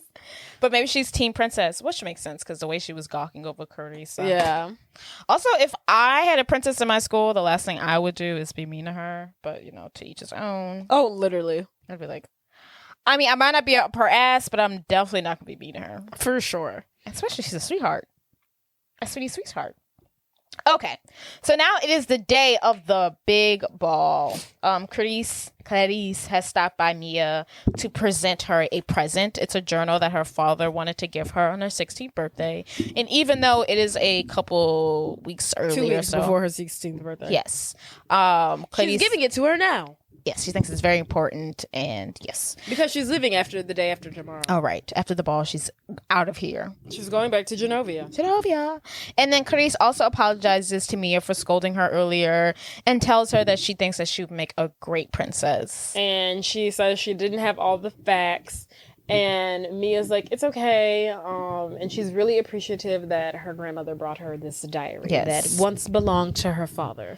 And then Mia also says, because they get on the topic of the whole princess thing, and Mia says she still doesn't want to be princess, and she has this big fear of disappointing the people of Genovia, and she can't take that on. And she's also especially scared of disappointing her grandmother. Because she's just amazing, and you can't live up to this beauty. And I understand, girl, because that is... Girl, hell no, I'll ride that wave. Come on. Huh? I'll ride that wave. The diamonds, give me the pearls. We'll figure I'll this figure it out. We'll figure this out, hunty. And then Clarice says again, she was like, well, like I said, I think you would make an amazing princess. Mm-hmm. And then they look at each other and they like hug for like the first time. Yes. But before Clarice leaves, she tells Mia, oh, by the way, since you won't be accepting your title as princess, I would like for you to make that announcement in front of everyone at the ball tonight. And Mia's like, yeah, she was like, you gotta give a speech. And she was like, a speech. She instantly has like this big old anxiety ball cloud hovering over her head.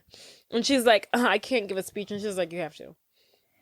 And then the grandmother is like, okay, I'll send Joe to come pick you up. And then Mia's like, no, my mom's going to bring me because she's always wanted to bring me to a ball.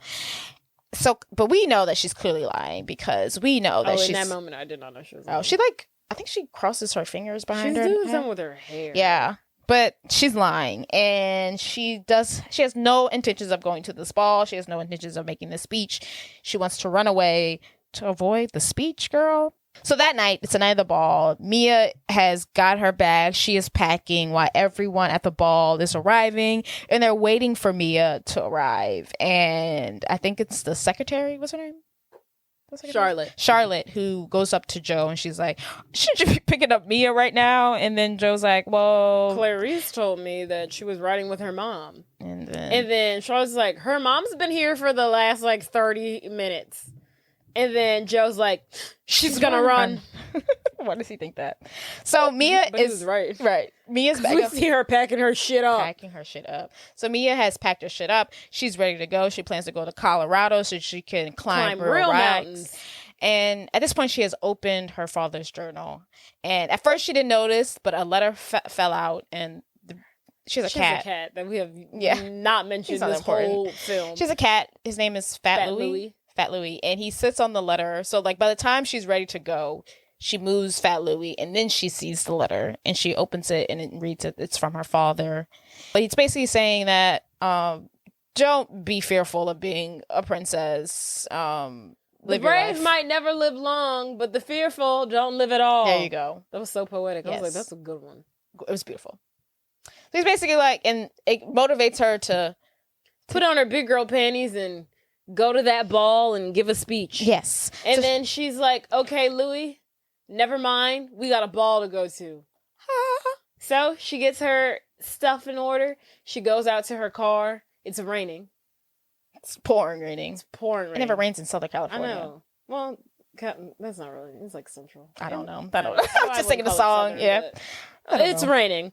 So she goes outside. It's raining. Pouring. She's like, oh, great. So then she, her car is a convertible. The top's down. She leaves it down? That's so stupid to me. So I think it was covered though. Stupid to me. Still, yeah. Why would you just leave your car uncovered? But it was covered. Right. The top was down. It was covered with a piece of plastic. But why would you just leave your top down all the time? I don't know. Because it's California. I guess. So it's raining. The top is down to her convertible. She tries to go put the top up.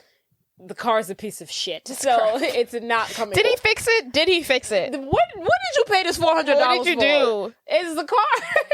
What does it do? Get a new mechanic. What is the new thing that it does now? What wasn't it doing before? What does it do now? Because I can't. You off every time you go. Because it doesn't do so anything. she gets in the car, that cover doesn't come on, and the car is barely running.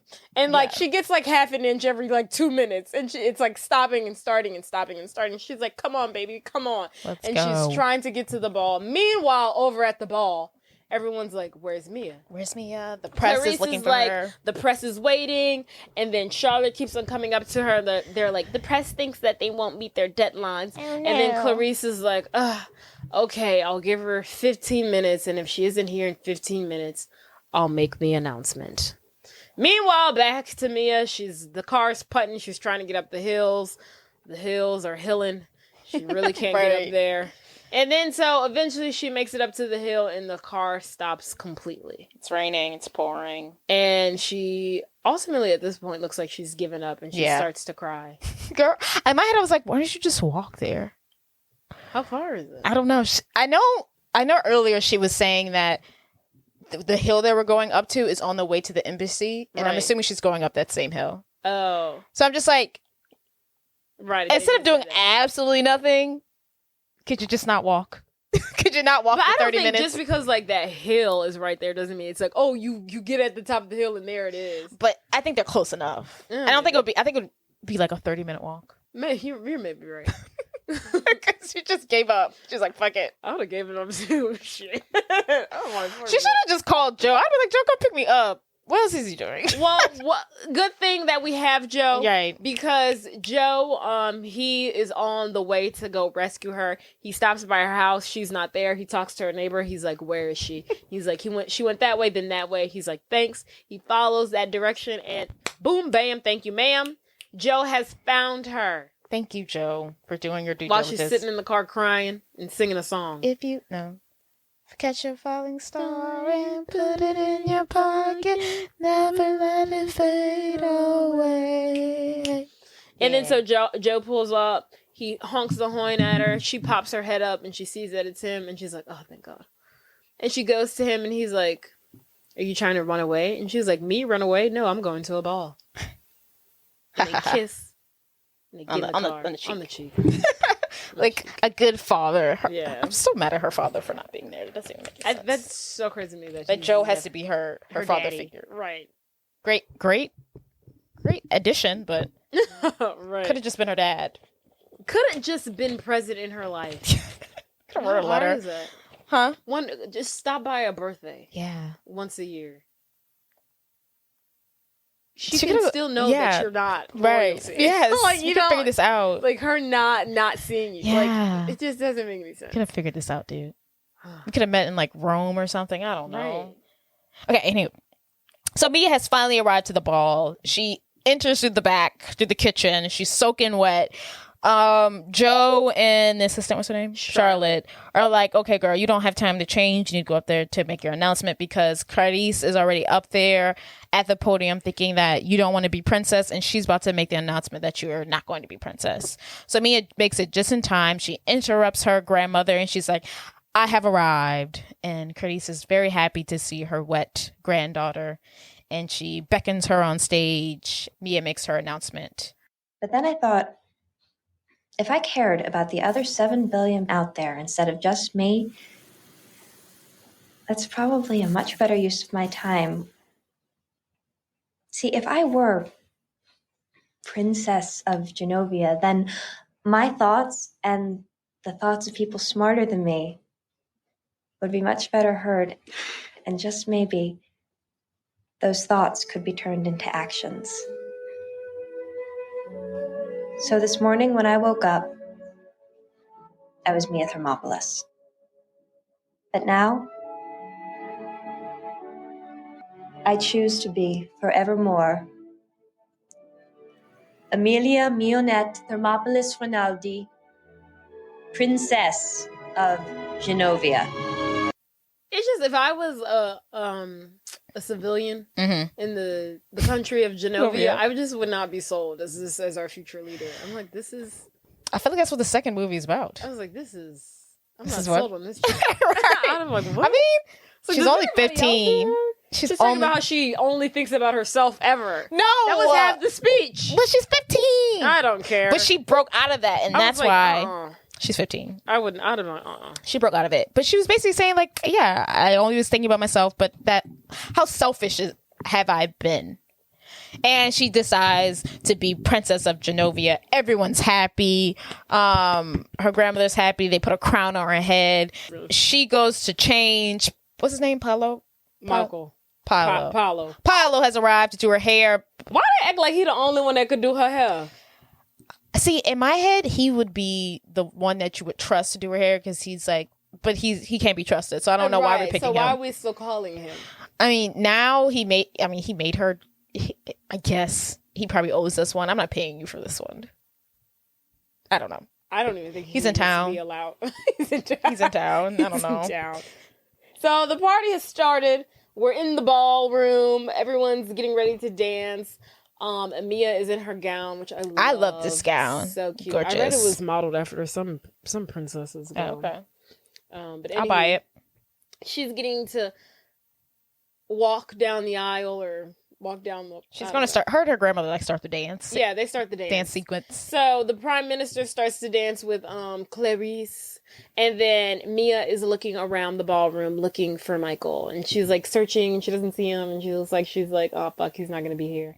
And then just as she's like just about to like give up, emerges Michael. You better, we forgot about So earlier, the reason why he's here, yeah, is that she sent him a pizza, and in the pizza it had M&Ms on it that said sorry. Yes, and he's like, I love pizza, I love M&Ms, and this is what we were supposed to do on our date Saturday: eat pizza with M&Ms. So he goes to her, and so now he's at the ball, his hair slicked back.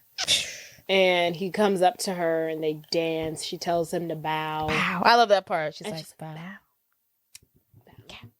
So he bows and they dance. And then I love how he wicks her away. I thought that was so cute. He's like, let's get out of here. Let's get out of here. And they dance for like a couple seconds. He's like, all right, let's get out of here. And he's like, I'm too chill for this. I can't. I'm actually way too chill and cool for this. Let's go hang out outside. Yeah, and smoke a doobie. So they go outside to the garden that Charlotte has been working hard on. Yes, thank you, Charlotte. And then so he instantly said, I was like, can y'all have like a conversation before we get to the nitty gritty? And then he asked her, why me? I was like, are you kidding me? You've literally been obsessed with her this whole movie. What do you mean, why you? Y'all are in love with each other. Well, because she could have anyone. She's a freaking princess. Why me? I'm just nobody. I thought that was a weird question of him to ask. Why me? I kind of got it. No. Because I feel like one of the reasons why he was so upset, because clearly he was probably jealous of Josh, and he just, in his head, he's probably like, well, Josh is probably more of a prince type than I am. He said it like, he was like, asking her, she was asking him to marry her. So I'm like, he just asked you to damn ball. Well, they probably just wanted her to say, because you saw me when I was invisible. Right. Because they want to teach girls and boys, that's what you need. Someone who's always loved you, not just when you're pretty. So he's like, why me? And she replies to him, because you saw me when I was invisible. Hell yeah. And then she starts to ramble, and she's like, I mean, but at the end of the day, it's not like I'm a completely different person. And yeah, I'll probably have to move to Genovia, but I'm still going to finish school. And, you know, at the end of the day, I'm still the same person. And he's like, shh, don't talk anymore. Shut the fuck up. And he kisses her. He plants one on her. And her foot pops. He plants one on her. Okay. Her foot pops. And as her foot is popping, she turns on the lights to the garden and the light switch to the fountain. And everything starts to twinkle. The fountain from the water from the fountain starts to spew. And it is like the most romantic. It's beautiful. Ever. And it is beautiful. And they kiss for a really long time. And not only do they have a romantic time, Carissa and Joe seem to get more romantic. Which is not appropriate. Helen also brought the debate teacher to this function. Yeah, freaking O'Connell. You know, when I never, like, that was another thing I never noticed, is that she was dating. I never paid attention to that.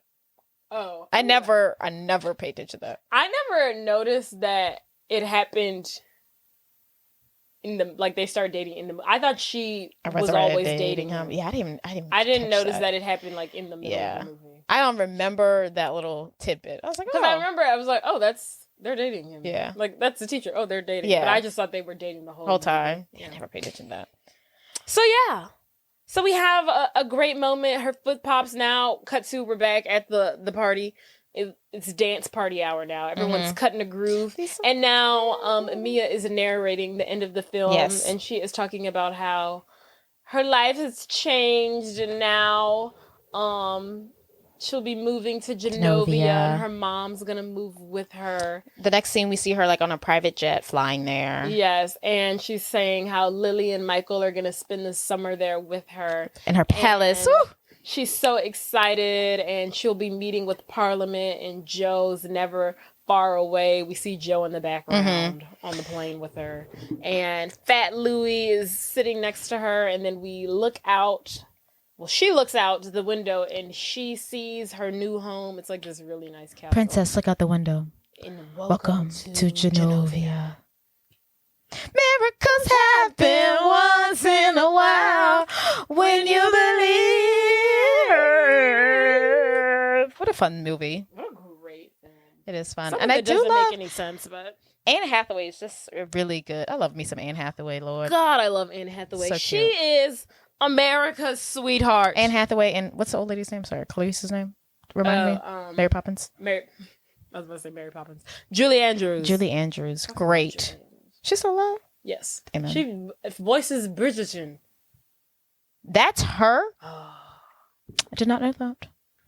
Yes, Bridgerton. Jordan. Professor You can't tell. Whistledown. Lady, what did you Lady, what is it? Lady Whistle? I don't know. You watch Lady the show, don't you, Whistledown. dude? I don't know. Every time I hear that, I always say Are it you like, are you trying to be the black lady right now? no, I'm being the voiceover. Oh, why are you shaking your shoulders? But whenever like I that? hear it, in my head, I say it as a bounce. Lady Whistledown. Why? I don't know. Lady That's why I thought you Whistledown. were being the black lady, because the black lady like shakes when she walks. Ouch! No, I wasn't. I wasn't doing that. I thought you were making fun of the disabled. No, I wasn't doing that. I always like to, whenever she says Lady Whistledown, I always say it with a flair. Oh, I see. But Well, yes. this has been fun. I really have to pee, and I have to get other things in order. So Yeah, that's okay. Say goodnight. Bye. Bye, guys. This was fun. We love Princess Diaries. See y'all next time.